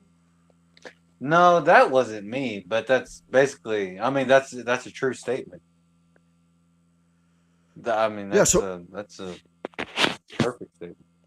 Yeah, somehow. And I think when we fellowship through the I and thou method, and even larger spiritual conversations, and even when we can recognize, for example, that someone, like a lot of people are talking about this through gaslighting these days, but this section here, number one, let's see, just go that far back. Yeah. Are you able to see that on your screen, or is it too small for your eyes? It's too small. Okay. So Yeah, it is, brother. I'll read it. It says, energy flows when attention is balanced. People with laptops can see it. Don Juan said that attention is energy.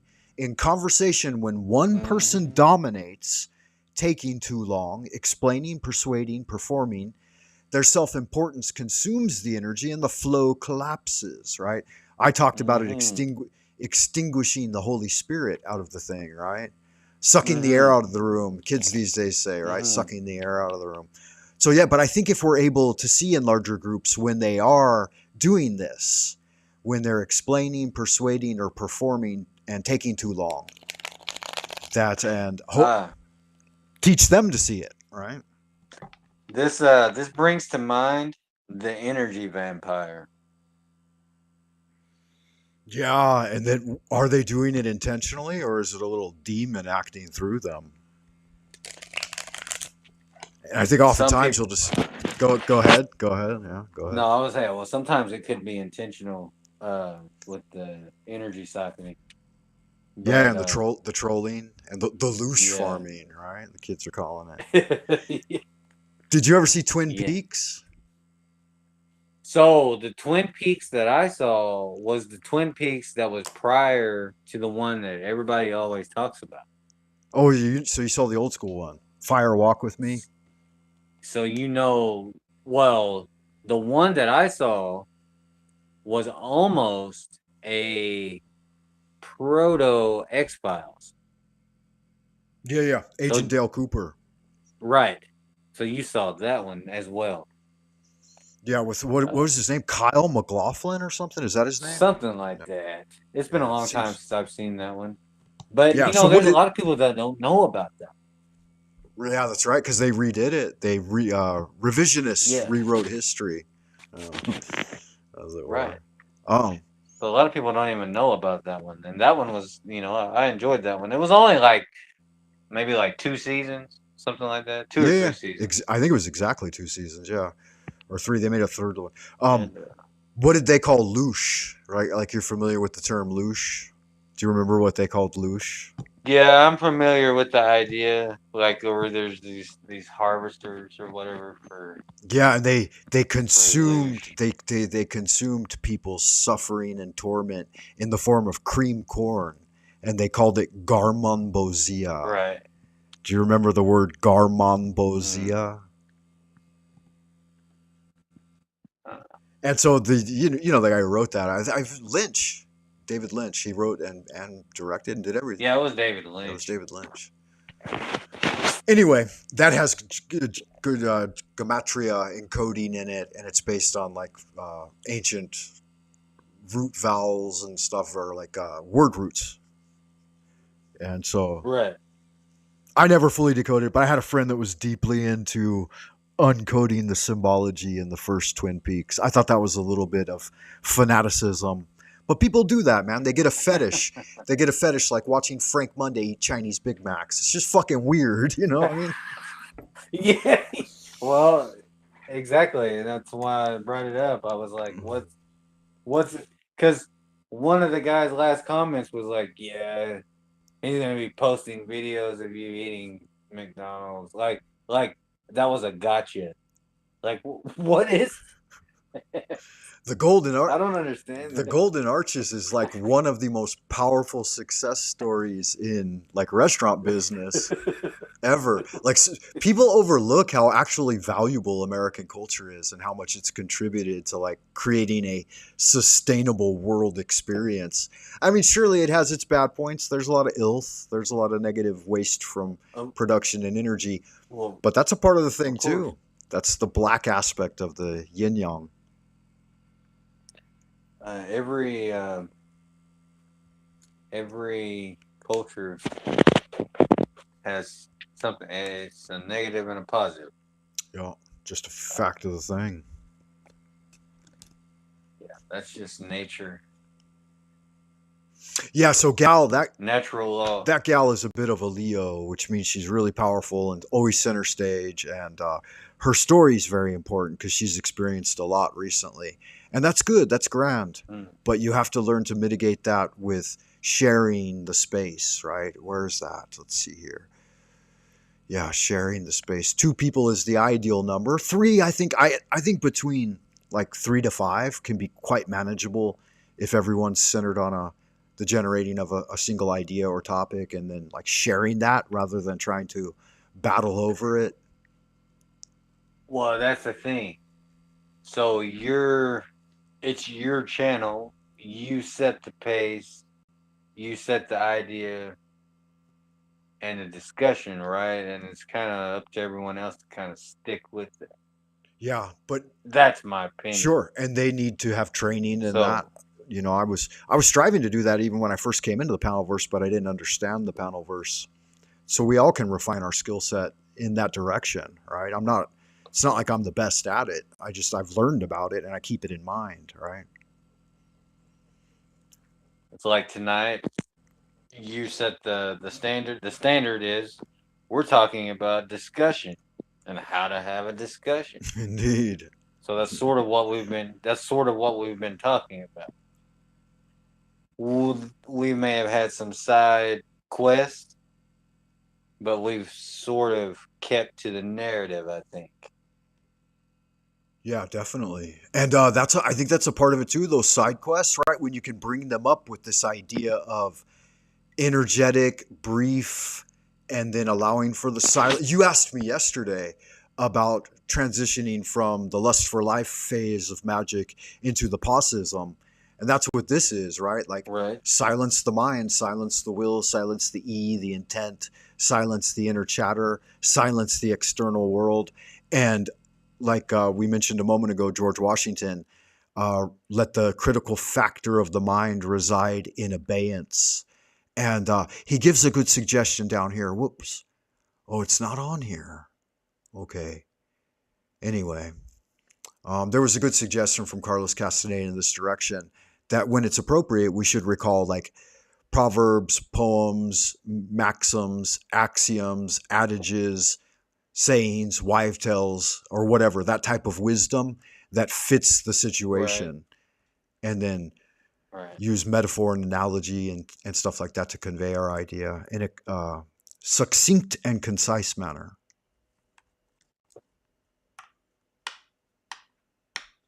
Exactly. So this last one, number 5, I'll read and then give me some reflection on it, what you think. It says the goal is not understanding, which is what we just sought to do. He said, rather than that, it's alignment. The success of a spiritual conversation isn't clarity or agreement, but just a subtle shift in awareness. When the shift occurs, talking naturally ends. In essence, energy flows best in short, precise exchanges between 2 people with silence doing as much work as words. Once ego, explanation, or audience enters in, the energy drains and the conversation becomes ordinary again. What do you think about that? So the goal is not understanding, but alignment. Yeah, and that's interesting. Alignment. That's an interesting take. Alignment with what?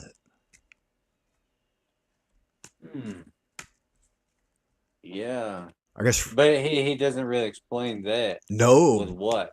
But as an initiated individual, what would you think? What would you be wanting to align with through a spiritual conversation? I guess it could be understanding, right? Seeking understanding even. But what's the difference between understanding and alignment? Yeah, what does he mean by that? Well, he says it's a subtle shift. Yeah, so awareness. He's separating those 2 terms. He's separating understanding and the word understanding and the word alignment. He's separating. So he himself making a distinction. Absolutely. Within what you just read, he doesn't explain the distinction. Right. Yeah. Uh, That, and of course, this al- is just one part. alignment. Right? If I hear alignment, what's that? Go ahead. Go ahead. No, I was thinking, alignment to me. Hmm, what's the difference between alignment and understanding?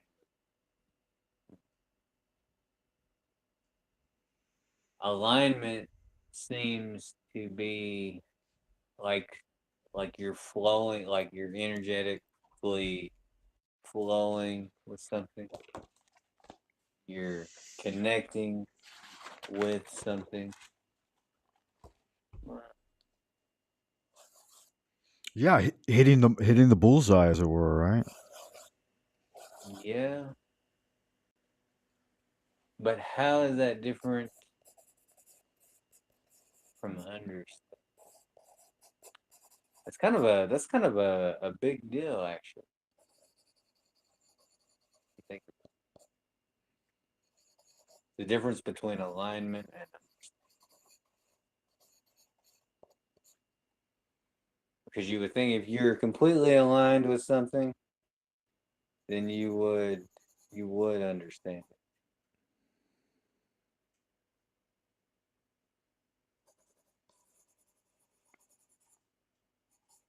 Hmm.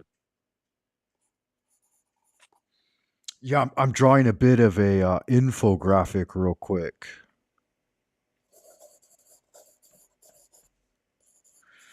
Um, to kind of show what I would express as the alignment we're looking for. Right, the eye in the triangle. Let's see. I can.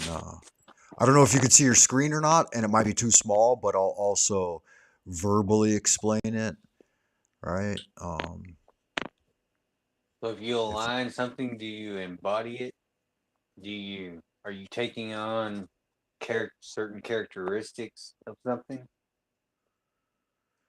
Are you right. starting to live?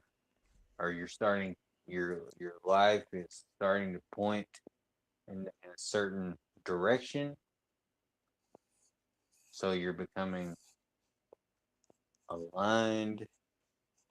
Well, I'm just thinking out loud, Frank. no, no, no. Good magic. It's helping me to. I was taking a moment to draw out a quick infographic about one I think one way of understanding what he's trying to say to us.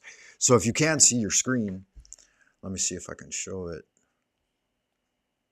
I was trying to make mine a little larger than your icon.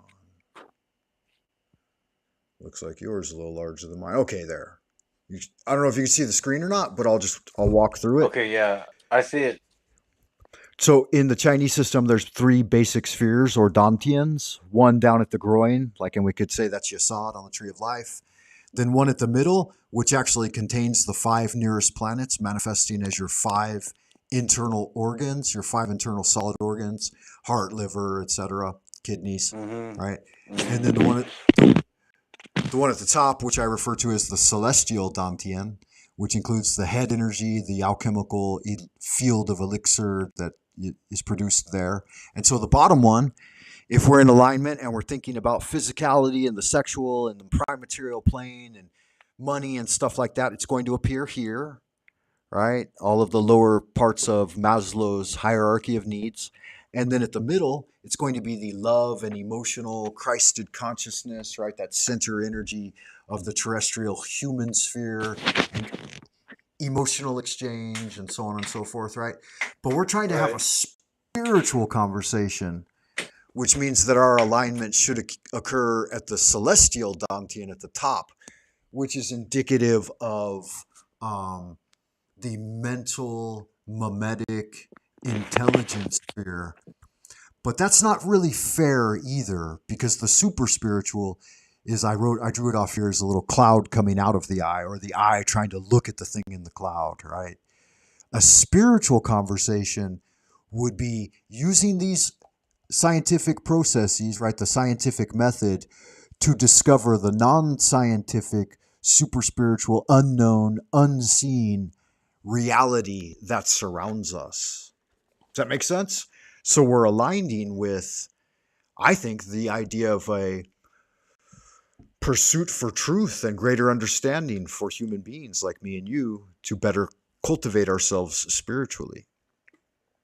The Yeah, one of that the makes most does it right, and one of the most interesting set of conversations for folks these days is in that bottom sphere, the money sphere, right? Prime material plane, sex, money, food, right?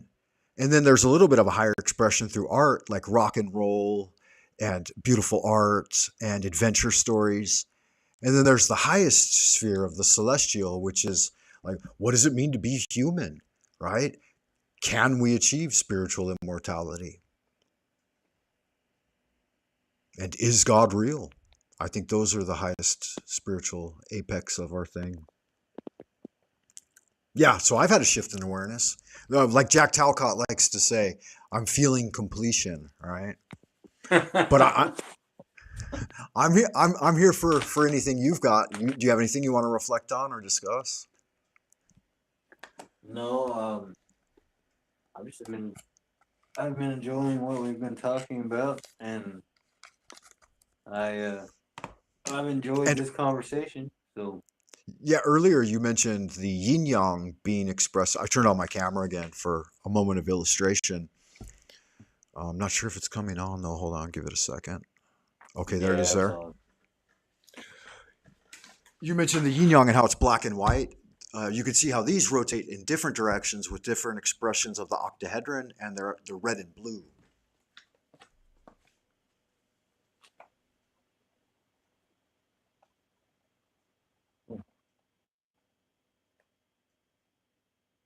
yeah. So if you get into the study of have you heard of the I Ching, right? Yes, sir. Yeah, So so those that's the are red and blue. Is yeah. that what Well, yeah, I those? mean, yeah, the red and blue. You could color them Yeah. that way, and you could see that top row, that like line of circles. Uh huh. This shows a bunch of different manifestations of the yin yang. Like the classic Westerner just sees the yin yang pretty much, right?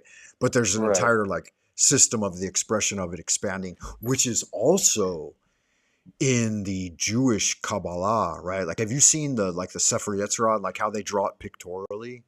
Have you seen that? Mm, Maybe a little bit through like esoteric maybe, pictures and maybe, stuff. maybe if I saw it, I would be like, yeah, yeah, I saw it. Yeah, it's super high level study, man. Like, and it's legit too. I realized through doing years of qigong and Chinese inquiries through internal alchemy that that Hebrew system has a really strong grasp on like how creation is happening. Because folks like to So think they're. Go ahead. that color scheme that you just showed me, like the red and the blue, that isn't that on the Korean flag? Isn't that what they had? Yeah, they have that, and they have the first four trigrams of the I Ching, but there's eight Right. total. But yeah, they took that from the I Ching, from that book. The I Ching, you're familiar with it? You know what it is? Yeah, I know. I've heard of it. I've never worked with it, but Okay. yeah, I have an Yeah, idea about it. you could get one and thumb through it and start to expose yourself to it if you want. But finding the truth, it's not necessary to use any specific book or means. The method is supreme. Just do the thing. You could use the method to read your Bible and do Christian things, or you could use the method to not do that and do something else. You know, practice kung fu, music, whatever it is, and you'll connect with the spirit. So I think that's what's great about the Tao is it offers its way to others, but it doesn't force them out of their own way or force them R- upon its way. Right. Exactly. Yeah, I when I was a kid, I studied Taekwondo when I was a kid. When I was younger, it actually it helped me to get over my asthma. I had asthma really bad when I was younger, and Okay, I wow. started doing Taekwondo, and it actually helped me to get over asthma. So that was good. Yeah, that's good. That's interesting. I was told that I had that too. I remember like around the ages of 9, 10, 11, or something. I actually carried an inhaler and it helped. Like I guess that has a hormone in it or something. You blast your lungs with it, and maybe that. Who knows? Do you still you don't use an inhaler anymore, do you? Very rarely. Okay. And I mine's actually connected to like allergies. So okay. depends on like here in the state that I'm from, there's a lot of like pollen. Oh, absolutely. The So the the trees just start jizzing all over you, all over the yeah, place. it can set it off, man. Like, Yeah, when but I first moved there, I met a guy who ended up becoming a Mason. He had a very clever personality, but he's the one that said that to me. And he's like, I'm like, what's going on? Why is all this dust everywhere? Because I moved to Tennessee from LA, and I was a city yeah, boy in the country. And so a couple country boys took interest in me, some good, some bad, but he was one of the good ones, and good old boy. And he said, "That's all the foliage out there making love." And I'm like, "What the fuck are you talking about?" And he's like, "They just jizzing all over your car." And I'm like, I still didn't understand what the fuck he was talking about. He's like, "It's tree seed." yeah, I was like, yeah, "What the fuck?" And then I yeah. thought about it, Hey, and that's a real thing, man. I go outside sometimes, and like on top of my we have these, containers for trash, for garbage, and because we have like a city pickup, every week, and sometimes they're covered in pollen. It's just like a green powder or like a yellow powder. It's just pollen everywhere. yeah, that's funny because So we never yeah, had that in California where I was. I don't think there was enough foliage, and most of the foliage is like no, evergreen or desert shrub. right, Yeah, so I had never different, seen yeah, that different before. landscape, different Absolutely. landscape in California. Yeah, Yeah. And it took me about 10 but years of living in the country before I fully adapted to it. And then after I left, I felt more home there than anywhere else. Like I last few like I went back to Tennessee quite a few times since I've lived in China. You know, every year or every couple of years, would fly home for a visit and hang out, and it just feels like really nice and natural now. Like the heat doesn't bother me, the humidity doesn't bother me. I feel like I'm yeah, thriving and I'm getting stronger. So yeah, it's a good energy. I think the Tennessee Valley, the Ozarks, the Appalachians. I think there's some really like even water of life in certain spots. Hot springs and pure water well, I pumping mean, up out of the ground. you're you're getting right back to nature. So Yeah, like you said yesterday, there's good magic in them there hills. yeah, oh yeah, Mm. yeah. There's a lot of it, and some people are doing it and they don't even realize that they're doing it. That's the crazy thing. Yeah, that's the best kind. uh, That was like my granny reading her Bible and manifesting medicinal herbs and angels and stuff. And her ultimate, did I yeah, tell you? Did I tell you about her? I talked about it recently. Her ultimate battle with the great demon Samael. no, I Oh, haven't okay. heard that story. All right. We'll save it But for another time. that's It's got a lot fine. of. It has spiritual value and energy in it. There's a couple. At some point, if you haven't heard, like me tell some of the spiritual stories of my maternal grandmother and then my father and mother and their like transition into the realms beyond.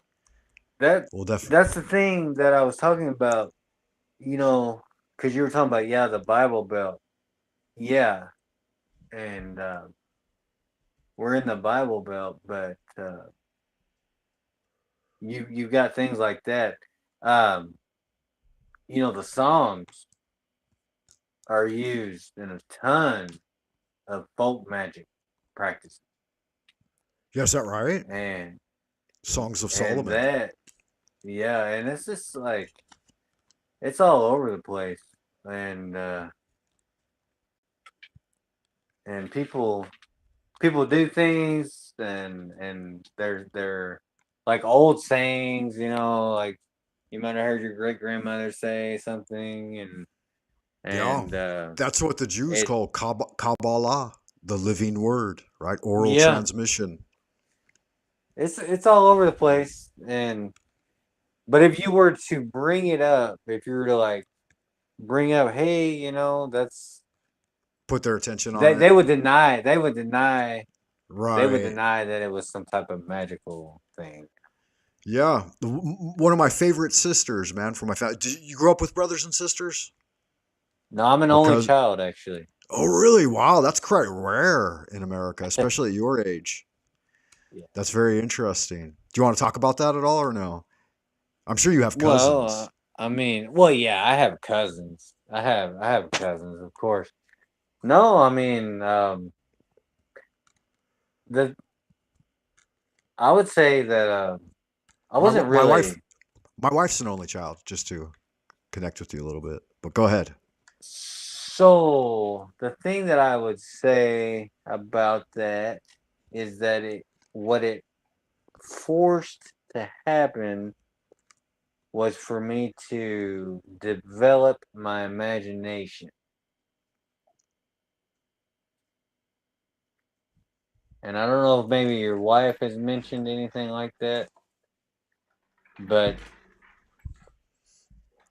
Well, I'll I tell you this. had My wife's a Leo, and I believe you said you're a Capricorn, right? I am a Capricorn. That is true. Okay, go ahead. So Uh, you're developing your imagination. I think it caused me to develop my imagination. So I played a lot, and I was outside a lot. So I was in the dirt a lot. I had a huge imagination when I was a kid.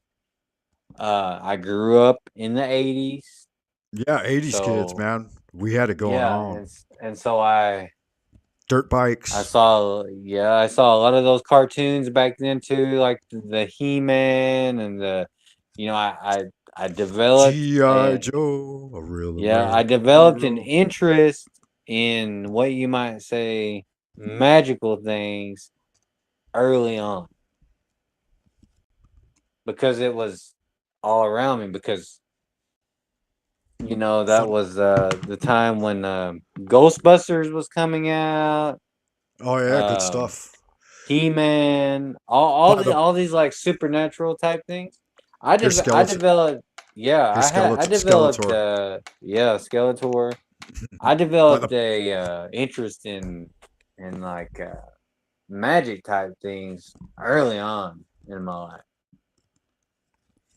Way early on.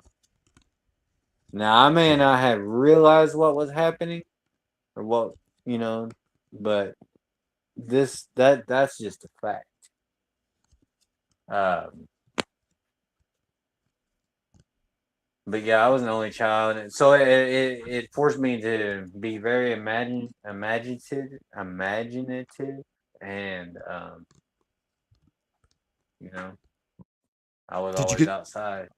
Yeah, and I imagine being in the country, did you get to shoot much or do any hunting? I did some hunting, I did some shooting. Yeah. You know, I Fishing? fishing, definitely fishing.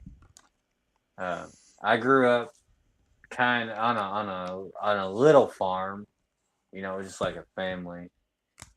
Had some cattle, chickens, things like that. Oh Uh, wow. Yeah, that's a big deal. That's awesome. Did you and like your mom or dad take like an interest in showing you about like did you have to interact and manage livestock a little bit and stuff? Well, I would help my grandfather, Granddad? like Okay. Nice. with like taking hay and things out to cattle. I would ride out because he would feed the cattle in the mornings, like in the summertime, like when I was out of school. Sometimes I would ride along with him, and we would throw hay out for the cows and things like that. You know. Yeah, it's good stuff. I did it. I even had a three-wheeler for a while. Most dangerous, god-forsaken Yeah, ATV ever I created. Didn't they yeah. end up outlawing those things? We have most everyone that I know now they have four wheelers. The three Much, wheelers, yeah.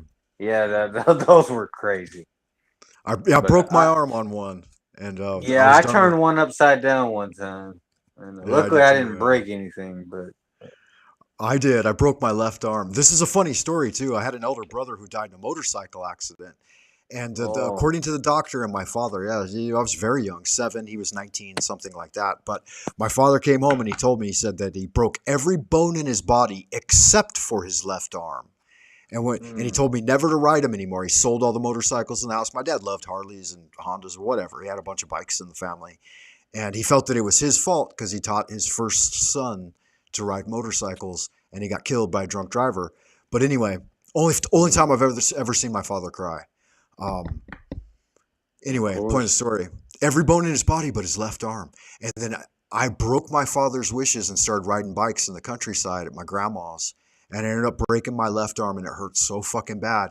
And during that, I had a vision Mm. of an angel telling me, all familial karmatic debts are now paid. The left arm has been broken. And I was like, what the fuck? This is weird. Tripped me out. But yeah. Wow, So that's crazy.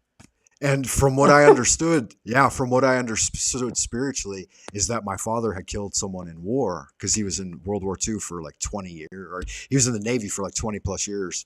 And I had a vision one time that I had repaid his debt of death in the Navy. I don't know how it happened or anything about the story or who got killed, but for some reason he had a karmatic debt in his auric field, and me and his first son paid with his life, and I paid with a left arm. So Damn.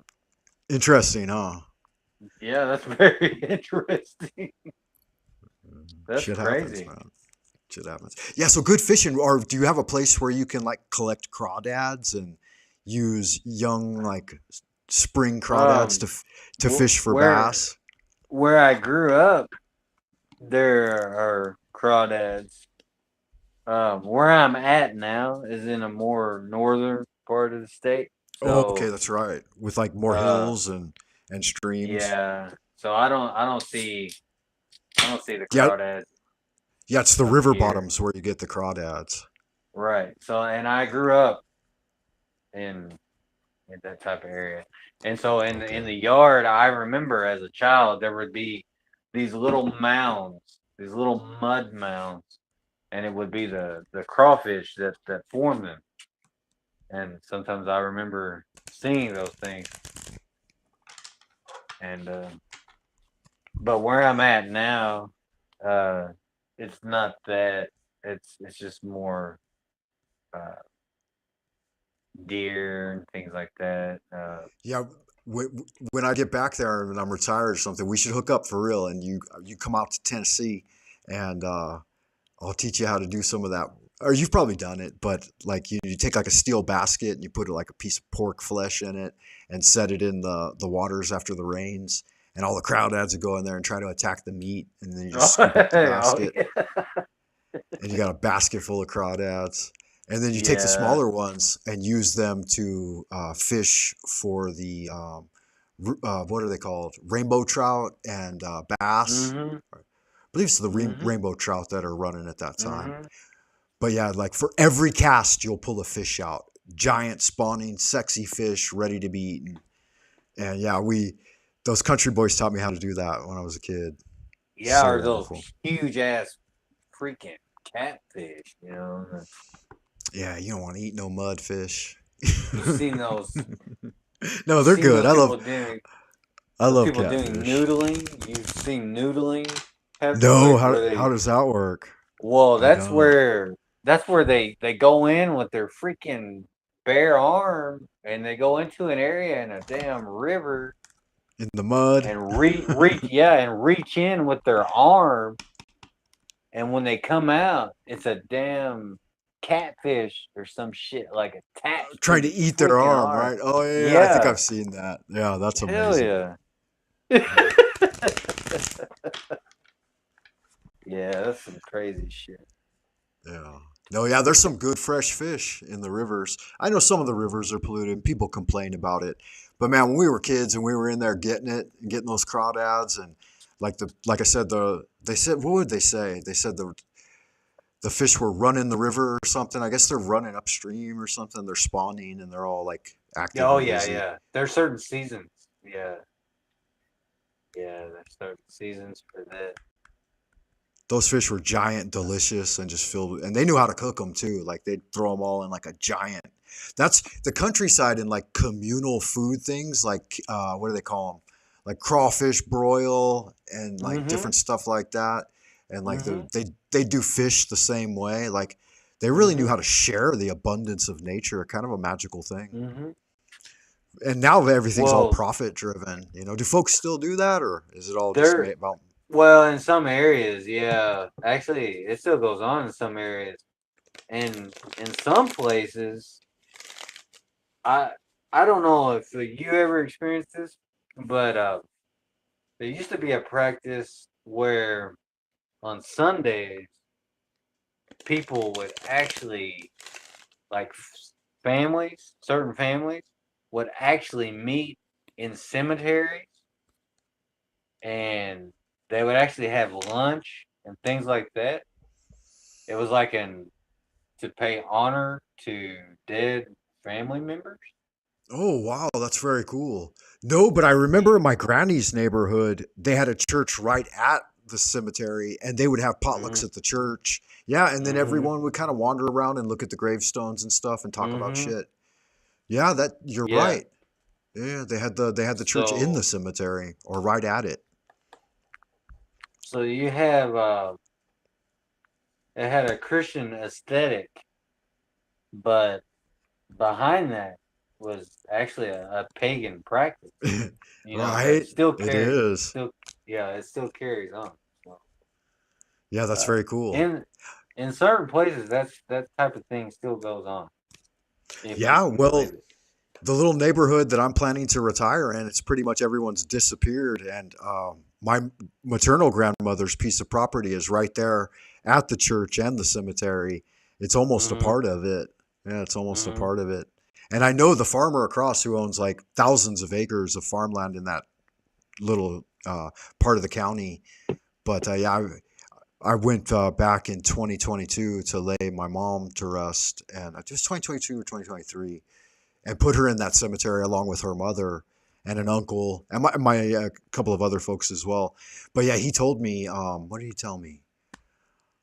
He said he could still sell me quite a bit of land if I wanted it, like with a good price. And he's still very active. He's the son of actually the farmer that like was kind of friendly with my grandmother. And so Mm-hmm. I don't know if he's the one or not. I don't know if it was his dad that sold her that original piece of property.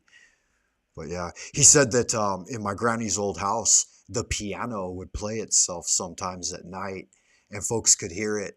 And they always said that it was Henrietta's ghost getting in there. And I don't doubt that. I can tell you that right here in Arkansas, there's a place. It's called Eureka Springs, and there's nice. a hotel. It's called the Crescent Hotel, and you can actually look this up on YouTube. But if you just type in the Crescent Hotel, Eureka Springs, Eureka Springs, Arkansas, and it's actually it's labeled as one of the most haunted places in the United States, and I can personally attest to it because I've stayed there.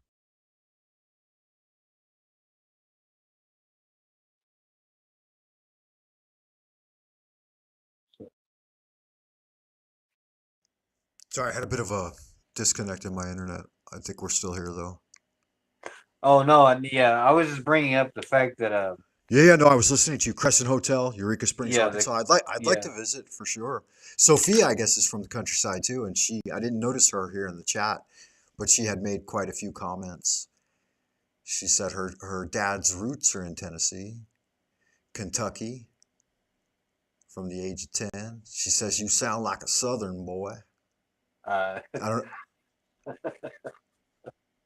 Southern well, gentleman, Sophia. He's no longer a boy. He's an old boy. I am that. That right, that right there's an old boy, Sophia. Yeah. No, they got a good. I think like the Tennessee twang is far superior to the like because I was on around the region of and this would triangulate me probably a little too much, but it's all right. Tennessee Alabama border, you may know Hmm. it, but yeah, I like Tennesseans far superior to Alabamans. Just a preference.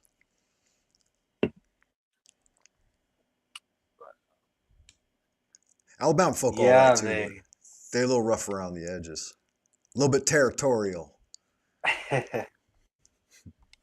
But the Crescent So Hotel, yeah, if you're into like ghost hunting, hauntings, yeah, did you have an yeah, that experience there, like some yes, sensations, I or I did actually you did. did you Yeah, see anything, or do you remember like well, I can tell you that I stayed in a room there, and what I experienced was, and you're talking, this thing is old. Like the Crescent Hotel is old, and it hasn't always been a hotel. It's been like a hospital. It's been like a school. It's been like, I think at one time some sort of asylum. I mean, this thing has been through several transformations, and no, shaking of the bed. Like everything in this thing is old, but laying in the bed and it, you know, vibrating, shaking, things like that. Uh, you almost everyone that has stayed in that hotel has seen something. I mean, it's a fact, you know. yeah, that's interesting. You may not know, but I'd like to express this idea to you. There's can you hear me all right? I felt like my microphone broke up a bit. Yeah, I'm hearing you good now. Okay. There's a few places that I often visit in Dreamland, like astral travel, lucid dreaming, this kind of thing. And I think that there are physical representations of them on Earth. But when you Hmm. visit them, they may be, like you said, like the old Crescent Hotel. It may just appear as empty to some. But I've seen Hmm. visions in my future and even in my retirement that when I go to these places, if I'm allowed to have time there, like privacy, and can sit and meditate, maybe even sleep, I'll be able to experience the luminescent beings that dwell there, and that Hmm. they have things to tell me about my Hmm. ancestors and our shared ancestral humanity. I've seen and perceived that. I know of some in China. There have been places where I've had the opportunity to like mountain retreats where I could go and relax and walk among the streams and hills and then sleep. Go into what's called. Have you ever heard of something called the sleep of Xialam? No, I haven't heard that exact term. Okay, so it's like the way some of the ancient sages. I guess maybe it's probably in the.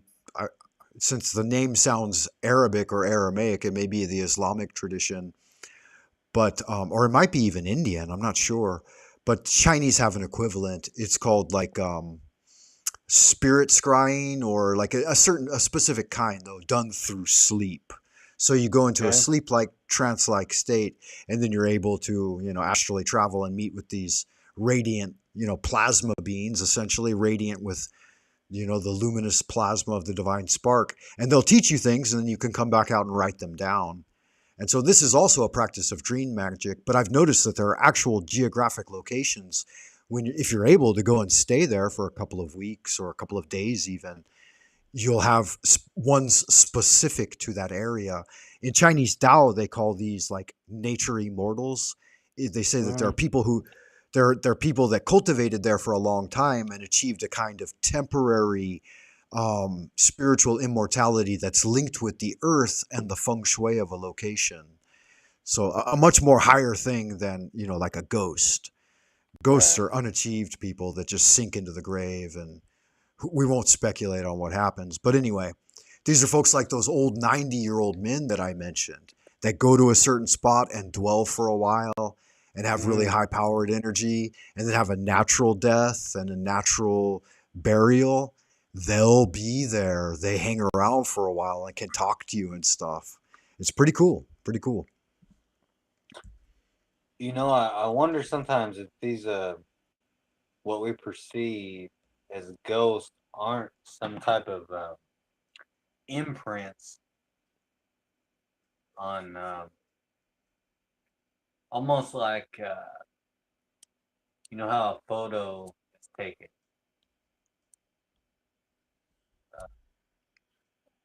Right. I don't know exactly how to explain it, but Yeah, I think I know what you're talking about. somehow these are imprints because when a lot of people describe ghosts, a lot of people and many people will see the same thing and even describe it as the same way. Uh, this particular ghost is walking in this direction. This particular ghost is doing this, or it's just you know so and so. So it's almost like it's an imprint, some type of energetic imprint Yeah, on, Sophia says like a hologram. yeah, something like that.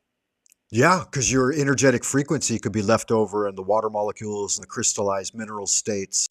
And especially if it's something extremely traumatic, then yeah, I mean, what is that theory called? Like the fractals, that we're in a Hmm. fractal geomagnetic universe. Yeah, it would be there. It would be left in the memory of the place.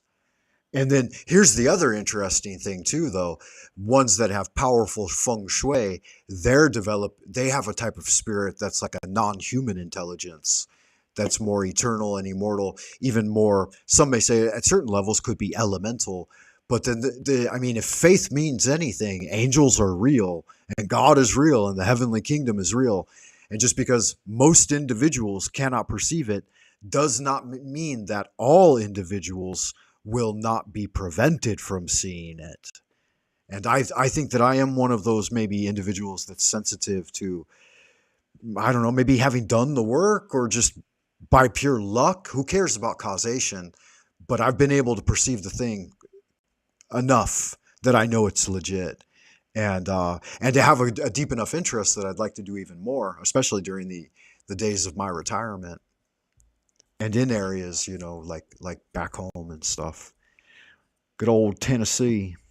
Of course. I'd really like to have some property. I've never been to the Ozarks, to be honest, that I know of, but in the Smoky Mountains, Rocky Top. Oh yeah. Because it's also reminiscent of my childhood, the Great Rockies, but much smaller. I could see myself going in there, getting like 300 acres, setting up a wizard's tower, and inviting people out for retreats to study, to hang out and do kung fu and read books.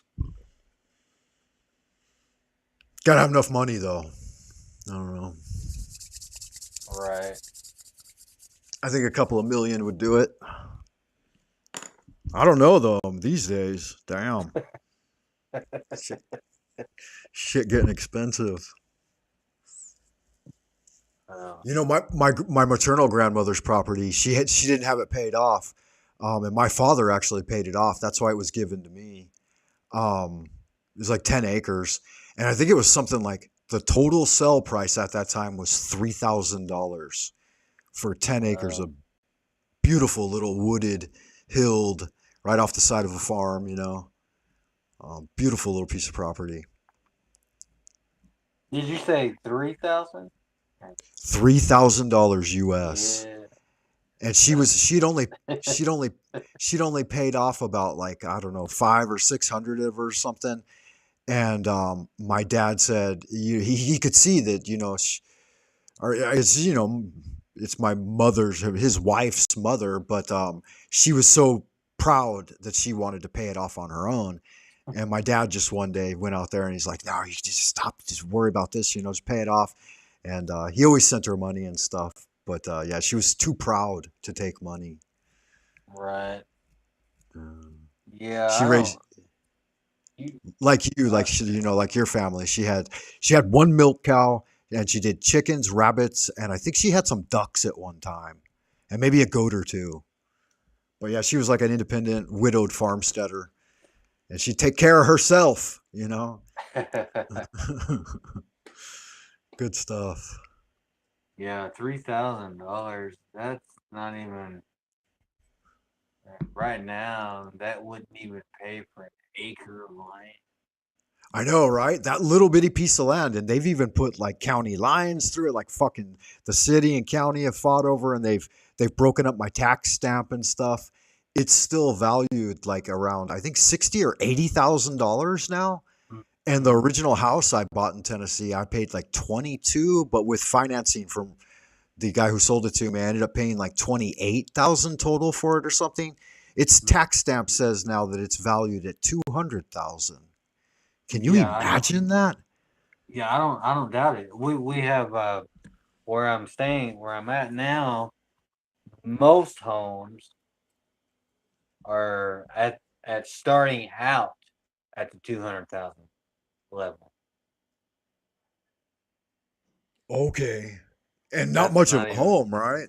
Oh God, back then when I was going to Uh, college, you could buy a 150-acre homestead for around 200,000, 250,000, maybe, with a big ranch home or some other sort of nice yeah, with plenty of structures, a barn, outbuildings, all of it. Gravel road, gravel drive. Man, I wish I had that kind of yeah. money back then and could have struck when the iron was hot.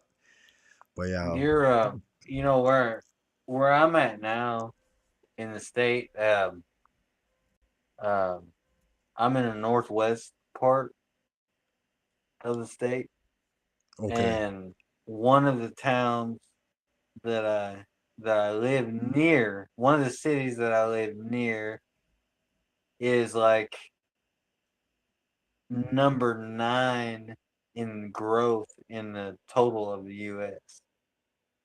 Oh yeah, wow, I bet it. Like everything outside of Nashville. And mine's pretty far outside of Nashville, but it's close. It's closer to it's just as close to Nashville as it is to Memphis. I'll tell you that much. Right. So I But yeah, those so properties are I getting quite valuable. yeah. So I live um near the Walmart home office. Okay, wow. Is it yeah, so they probably have a nice super center. They got a Sam's Club as well. Several. Very So good. Yeah, I do all my shopping at Sam's Club over here in China. really. Yeah, absolutely. They got one like right down the street from my apartment here. So yeah, Um, so Bentonville, Arkansas is where the Walmart home office is. very good. So that's where it all started, and it's like an entire campus. So So you're not in an impoverished situation. Like you have enough for you and yours and stuff, and everything's well. as of now, yes. That's good. Well, who knows what the future has? Hopefully, you'll have more in the near future. In the Tao of Magic, they say, "He who knows when enough is enough will always have enough." And I think Yeah, I try ultimately, to, be content. I try to stay content and as humble as possible. That's the real magic right there. Don't overreach yourself, right? I mean, Don't. honestly, because uh, I've been on both ends of the spectrum. Oh yeah, me too. Absolutely. Absolutely. Several times, right? Like I've had to reboot from zero probably 3 times, 3 big times. But I've also been very fortunate, and God has blessed me, and I have been able to rebuild every time. And you never know, there may be a go around again, right? Well, yeah. I mean, yeah. You never know what's gonna happen. I mean, You never so know what the good Lord has in store. uh, that's why I try to stay as humble as possible. And really, even beyond humility, I think a more important thing than that is thankfulness, Yeah, gratitude. gratitude. Yes, sir. You guys got any wild turkeys up there? Wild turkeys. I'm sure we do because there is a turkey hunting season. I haven't, Okay, I haven't, I haven't hunted them, but I there, got you. there is a, That there is a that's turkey. another. That's another. I don't know how much things have changed. Like Sophia's with the data centers and stuff. She's talking about it driving away the wildlife and so on. And hopefully there isn't one in my neck of the woods, Sophia, and hopefully there never will be. But one of the beautiful things about those riverside bottoms or whatever in the hills there is the turkeys run around everywhere. And like I'm not one to go out and necessarily invest a lot in doing hunting. But when you've got those little Right. homesteads and the deer and the turkey just jump through the yard, then it's worth shooting them and eating them. And walking around and gobble gobble gobble. Yeah, grabbing a few because they are delicious. Like wild turkey, if when done right, and just like Oh yeah, yeah. the whole mess of the thing, all the feathers and the legs and like the beauty of I don't know. I've butchered food. I shot my first duck and butchered it when I was like I don't know 9 or 10 or something. My grandma had me ripping the heads off chickens, and being a city boy and Yeah. I'm visiting sure her in that the was summer. traumatic. Yeah, the first couple times, but I actually liked it. I remember our very first experience of going from the city to the country. My brother was 7 and I was like 5. We were on grandma's homestead and a larger cat killed a baby rabbit. It caught and found a baby Yeah. rabbit and he cried like a fucking baby. And my granny said, "That's just the way of life right there." And I said, "Yeah, grandma." And I was like, "Grandma, I was like, it was awesome to watch that cat." Because I saw the whole thing play out. I saw the little bunny in the grass, and I saw the cat like stalk it and grab it by Yeah. the neck and drink its blood. And I thought it was wonderful. And I was the younger of 2 brothers. My older brother was a beta cup male, crying like a baby. Yeah, so when she taught me to kill and skin and stuff, she gave me my first 22 rifle and taught me to hunt squirrel and skin them and Yeah. make squirrel soup. She'd fucking she would make scrambled eggs with squirrel brains, man. She's like, hand me a rifle, say, go out there and get me 10, 15 squirrel out of a tree, and Yeah, she'd I eat, don't doubt that at all. she'd eat every goddamn one of them. Yeah, so I thought that was a One beautiful thing. And out of 5 children, I was the only one that wanted to visit her every year, every one summer. one thing you learn quickly in those type of situations is about natural law. Oh, absolutely. You know, you don't. Yeah, it's And I think like growing up in the city and then learning that as a secondhand thing, I think I appreciated it even more than some of the locals, you know. yeah, Like yeah, country boys know how to appreciate it, but then they start getting busy with having to do all the chores, run farms and slaughterhouses and fucking everything else. Whereas I could always retreat back to the city and get education and ride around on my skateboard or surfboard or whatever. So I think somehow I was allowed a unique opportunity to have the best of town and country. oh yeah. No, there's value in both, definitely. Um, it's The just like shift, me. I've always yeah, had an interest in. I've always been interested in like Los Angeles, for instance, and everything that has gone on there.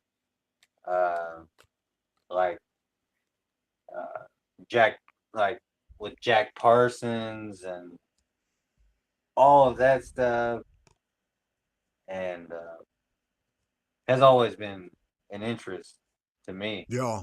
I had an uncle that was directly involved with those laboratories. He was my mother's younger brother, and he was real good friends with my father because they were similar in age. When I was Mm-hmm. born, my dad was like 50 already. And or was a younger or older brother? I can't remember, but it was my mom's brother. I called him uncle. But he did 20 years in army, and then he did like 15 years at Raytheon, and he was Wow. directly involved. His team, the team that he worked, he was an engineer, rocket science, right? Isn't rocket science? It was rocket science, but his team developed a couple of the missile packages. He worked on the Patriot missile. Uh, the Mm-hmm. the group he worked with came up with the Patriot while his time was there, and he told me a lot of paranormal stories too. He talked Oh, I about the don't men in doubt that. yeah, he talked about the Men in Black. So this is firsthand information, right?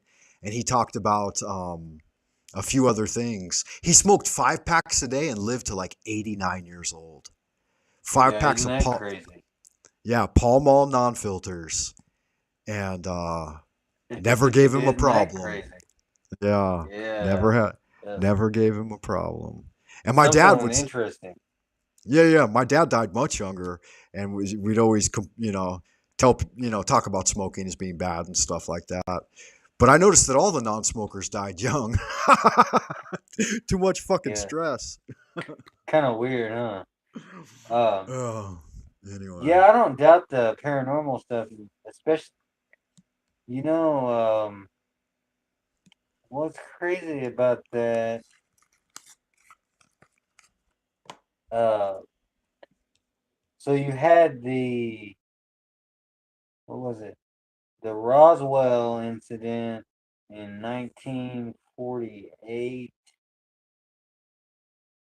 and then Roswell was parallel, 47, wasn't it? or July 47, 47. Yeah, because I but remember it was 7, parallel, 7, 7. okay, so parallel with that though is the JPL stuff. Prior prior to all that, you had the JPL with the Jack Parsons. Yeah.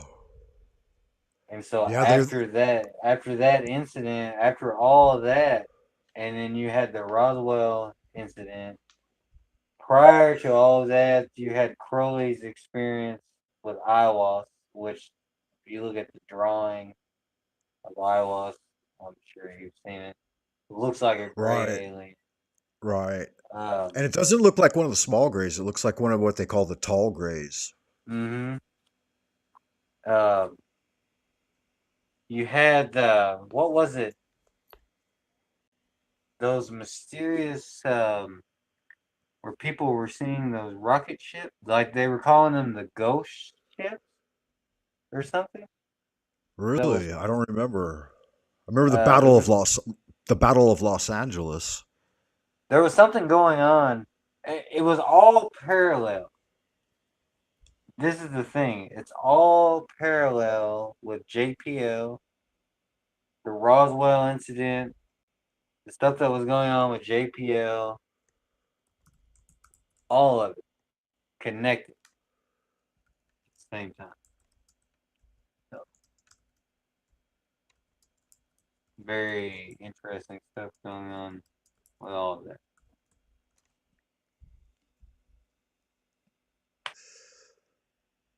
Yeah, the Battle of Los Angeles was February 25th, 1942. So it was right at the start of World War II, right?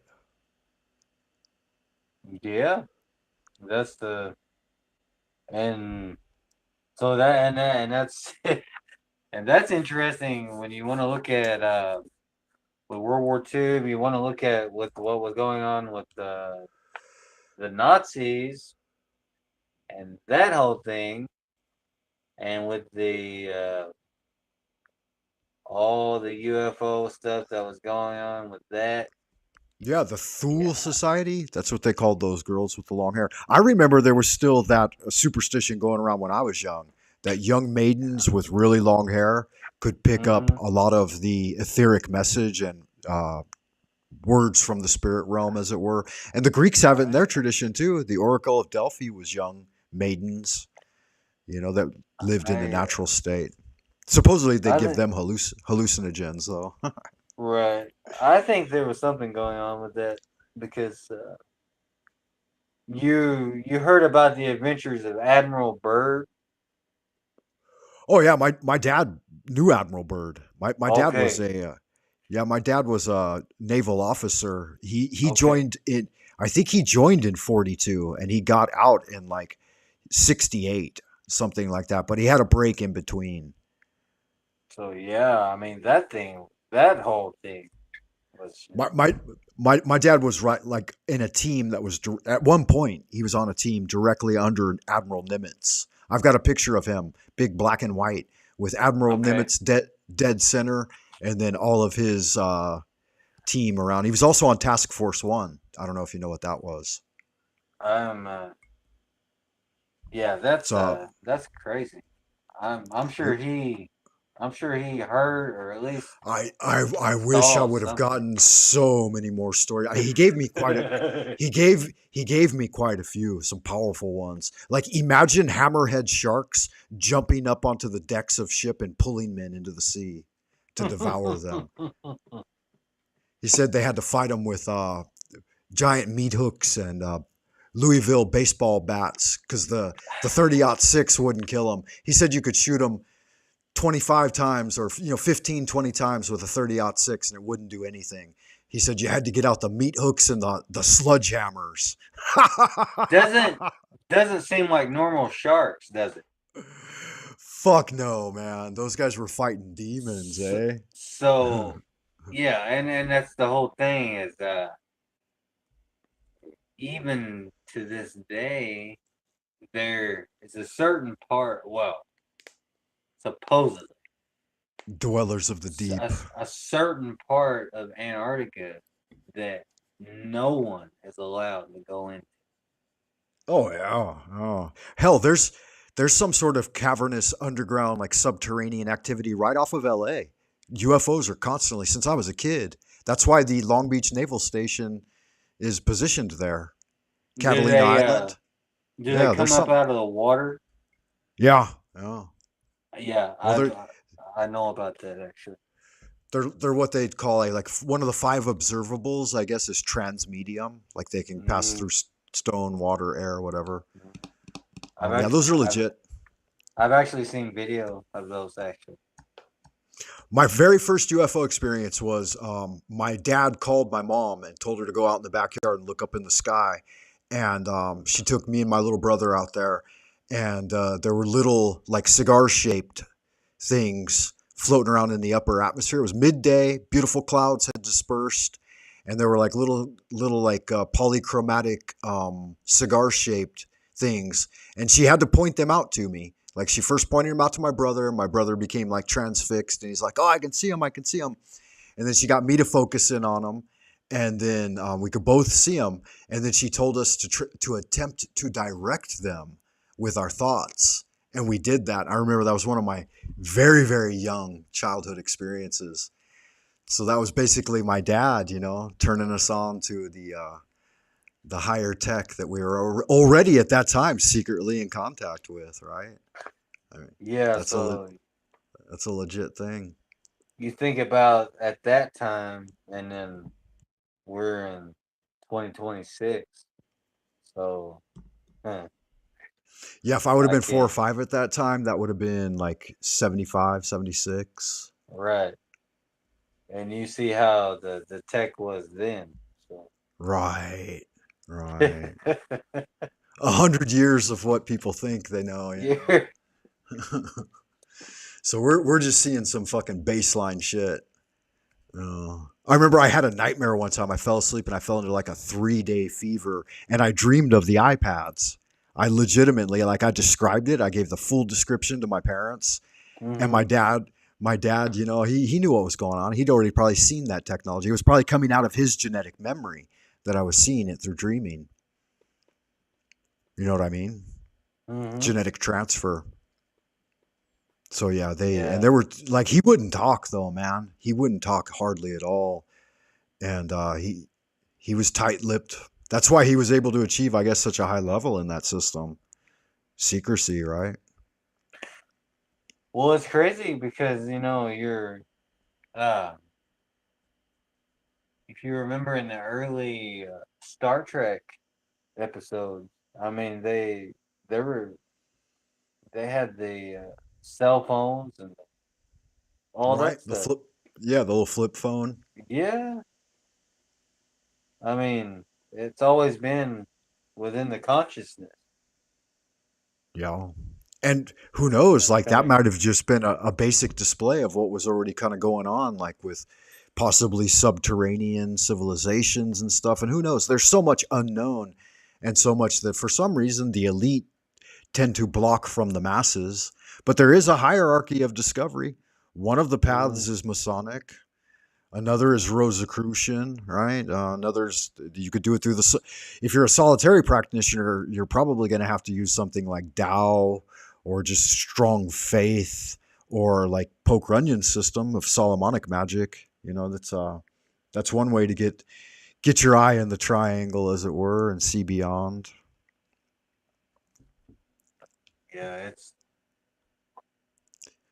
Kind of a fun thing, but it speaks to that message that I was saying earlier with another conversation I had, that it's all there and it's probably superimposed on what we're doing now, but folks just can't see it because they're focused on something else.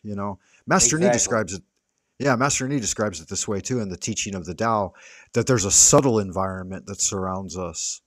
And so Hmm. when Hmm. you can actually change the ability of your eyes to perceive different life frequencies between the infrared and ultraviolet, right? That are subtly visible, right? Like, one example of this would be the predator appearing as like liquid reflection of invisibility, right? We've seen this Hmm. portrayed through Hollywood. Um, Hmm. Oh yeah, yeah, yeah. Exactly. I know yeah, exactly that's what the you're talking about. I'm talking about. That's the smokeless fire that the Islams talk about, the genie, right? The jinn. So this is crazy that you brought that up because when I was younger, I used to have beings like that would walk on my bed,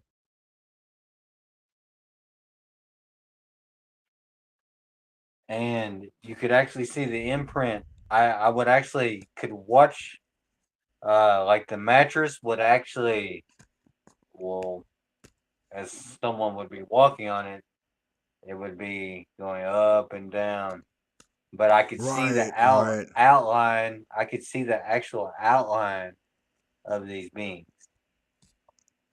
Very good. Very good. And Yeah, some it of was it it. is like that exact same kind of energy that you're describing, and that again, what they call the smokeless fire. If, Mm-hmm. like, here in China, for example, and even when I was young, if you watch really attuned Tai Chi or Kung Fu practitioners, you can see that energy swirling all around their body and in and out of their body, and taking the Mm-hmm. form of vortices, and like touching the trees, and the experiences like we had at young Kung Fu training with my brother, like the bird hitting the top of your head. There was one Mm-hmm. qigong practice we learned where we could go down to the local park, and it was filled with green shrubbery, and we would stand and do a technique called Umei Shen Shu, where you pull in via qigong all of the energy from the foliage around you. And within like an hour or so of practice, just me and him sitting there, we'd do forms first and get all sweaty and do kung fu and four man or two man practice, and then we'd stand in like standing bear meditation, doing the arm motions and the subtle breathing and internal visualization. And within 45 minutes, we turned a huge swath, probably like 50 yards, 20 to 50 yards of greenery into yellow, dead material. And we ended up doing that about, I don't know, maybe 5 or 10 times over a couple of years. And one day, like Wow. after we'd been doing it for a couple of years, a park ranger came up to us and he said, "Don't you boys ever come in here and do that shit again." he's like, he's like, you've been sucking all the energy out of the greenery from different sections of the park and stuff. And he knew what we were up to, and he run us off, man. He was pissed. Damn. Yeah, it kind of pissed him off.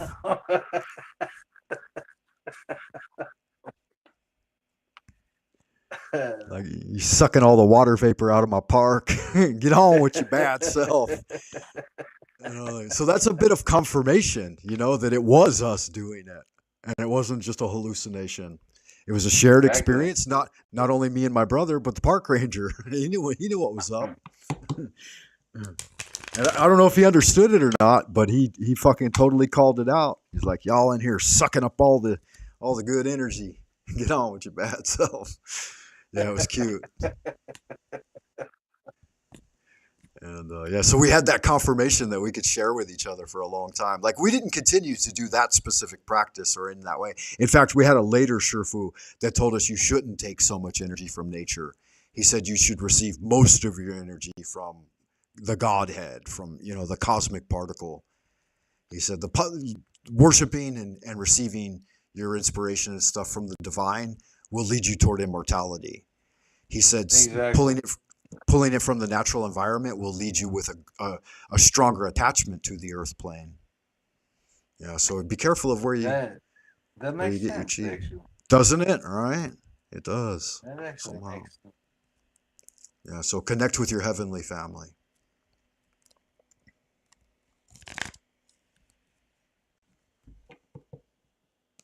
No, you could, and Sophia says this. Why wouldn't we be able to absorb natural energy? No, you can, and you need a certain amount of it to sustain your life and well-being. But don't become reliant on anything, right? Some may say don't even become reliant on God, but I think that's the one endless source. That's what God represents, is that it's an eternal spring well of immortal energy. Whereas things like the nature plane and the animal plane and even the human plane, they're not eternal like that. And and if you become overly reliant on them, like we sometimes use nicotine, food, oxygen, whatever it is, and then we become reliant on it when we should. And especially as you get older, you'll find a lesser compulsion to have reliance on meat and switch toward more vegetable.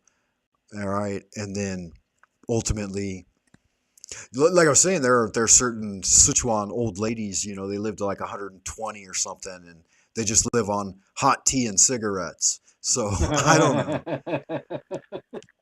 I'm just telling you what I know, Sophia. I'm not saying come here looking for the answers, because obviously with some things I got my head right up my ass, and I don't have any.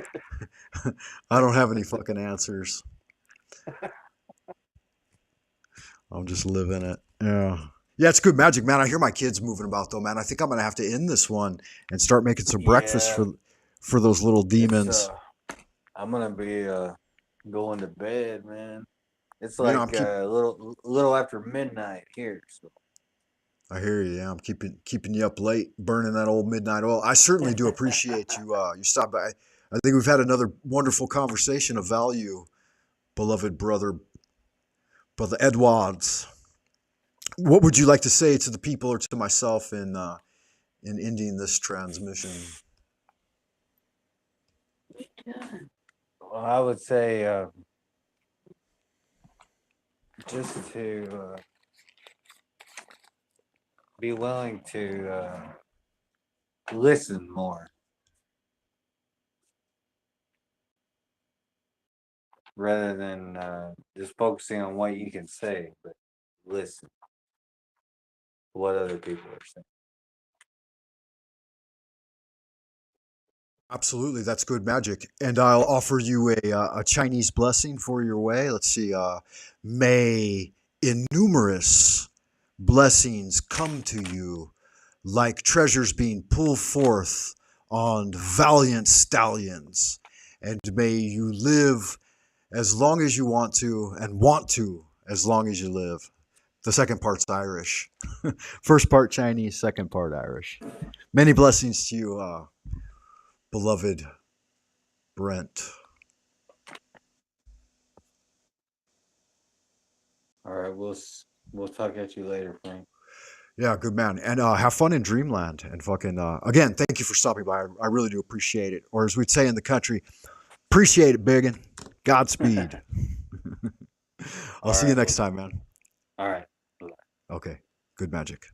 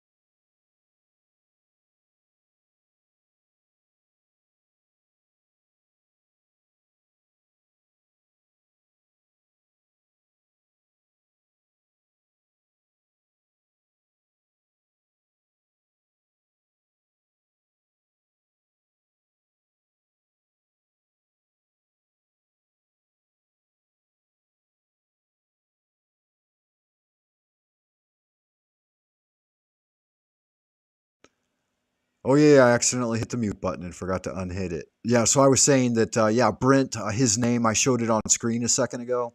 I don't know if you saw that or not, but then I expressed the idea that having one good guest is better than having 10 bad guests.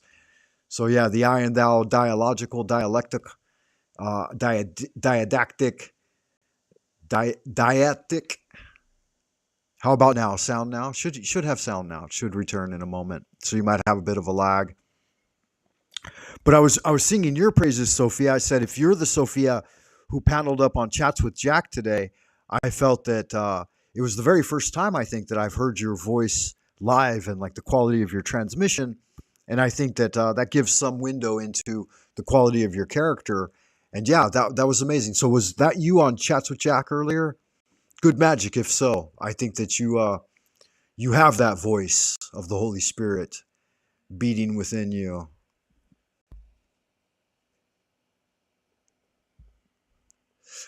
Yeah, today's conversation was good magic. I don't know how long I was muted, but I was given a lot of appreciation and gratitude for Brent coming up to speak with me today. And I think it's a good second part to yesterday's transmission. So me and him had a really wonderful conversation yesterday and another one today.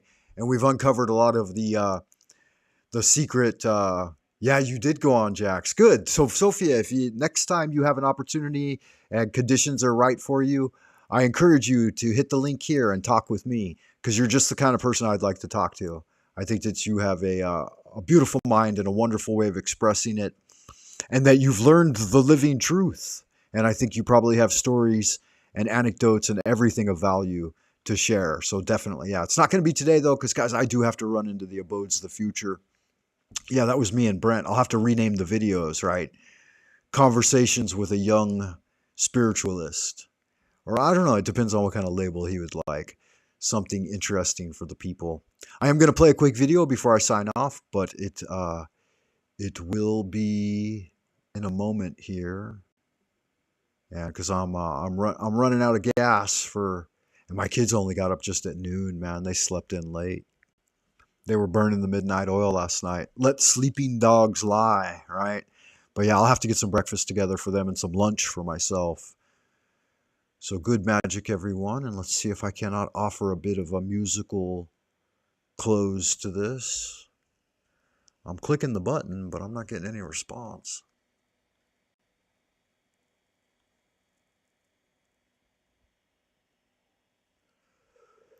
Give me just a second, guys. I don't know if it's going to work or not work.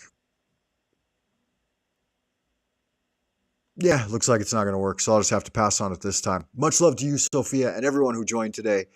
Huge shout out to Brent for bringing the co-hosting of the Frank Monday experience. Y'all good-looking, sexy people. Wow, I just noticed the free gift from God stopped by. Big deal, right? Wow. Blessings, beloved. Good to see you in the chat, man. Y'all keep doing good magic. Remember, O neophyte, goodness alone is power, silence is strength, will doth regaineth omnipotence, and love lieth at the foundation. For is not love the law? Love under will, and do what thou wilt shall be the whole of the law. Ad astra per aspera nose te ipsum, tu es Dios, and into the abodes of the future we go. Until I see you then, keep on keeping on, being well, and doing good magic. Much love to everyone. Bye for now.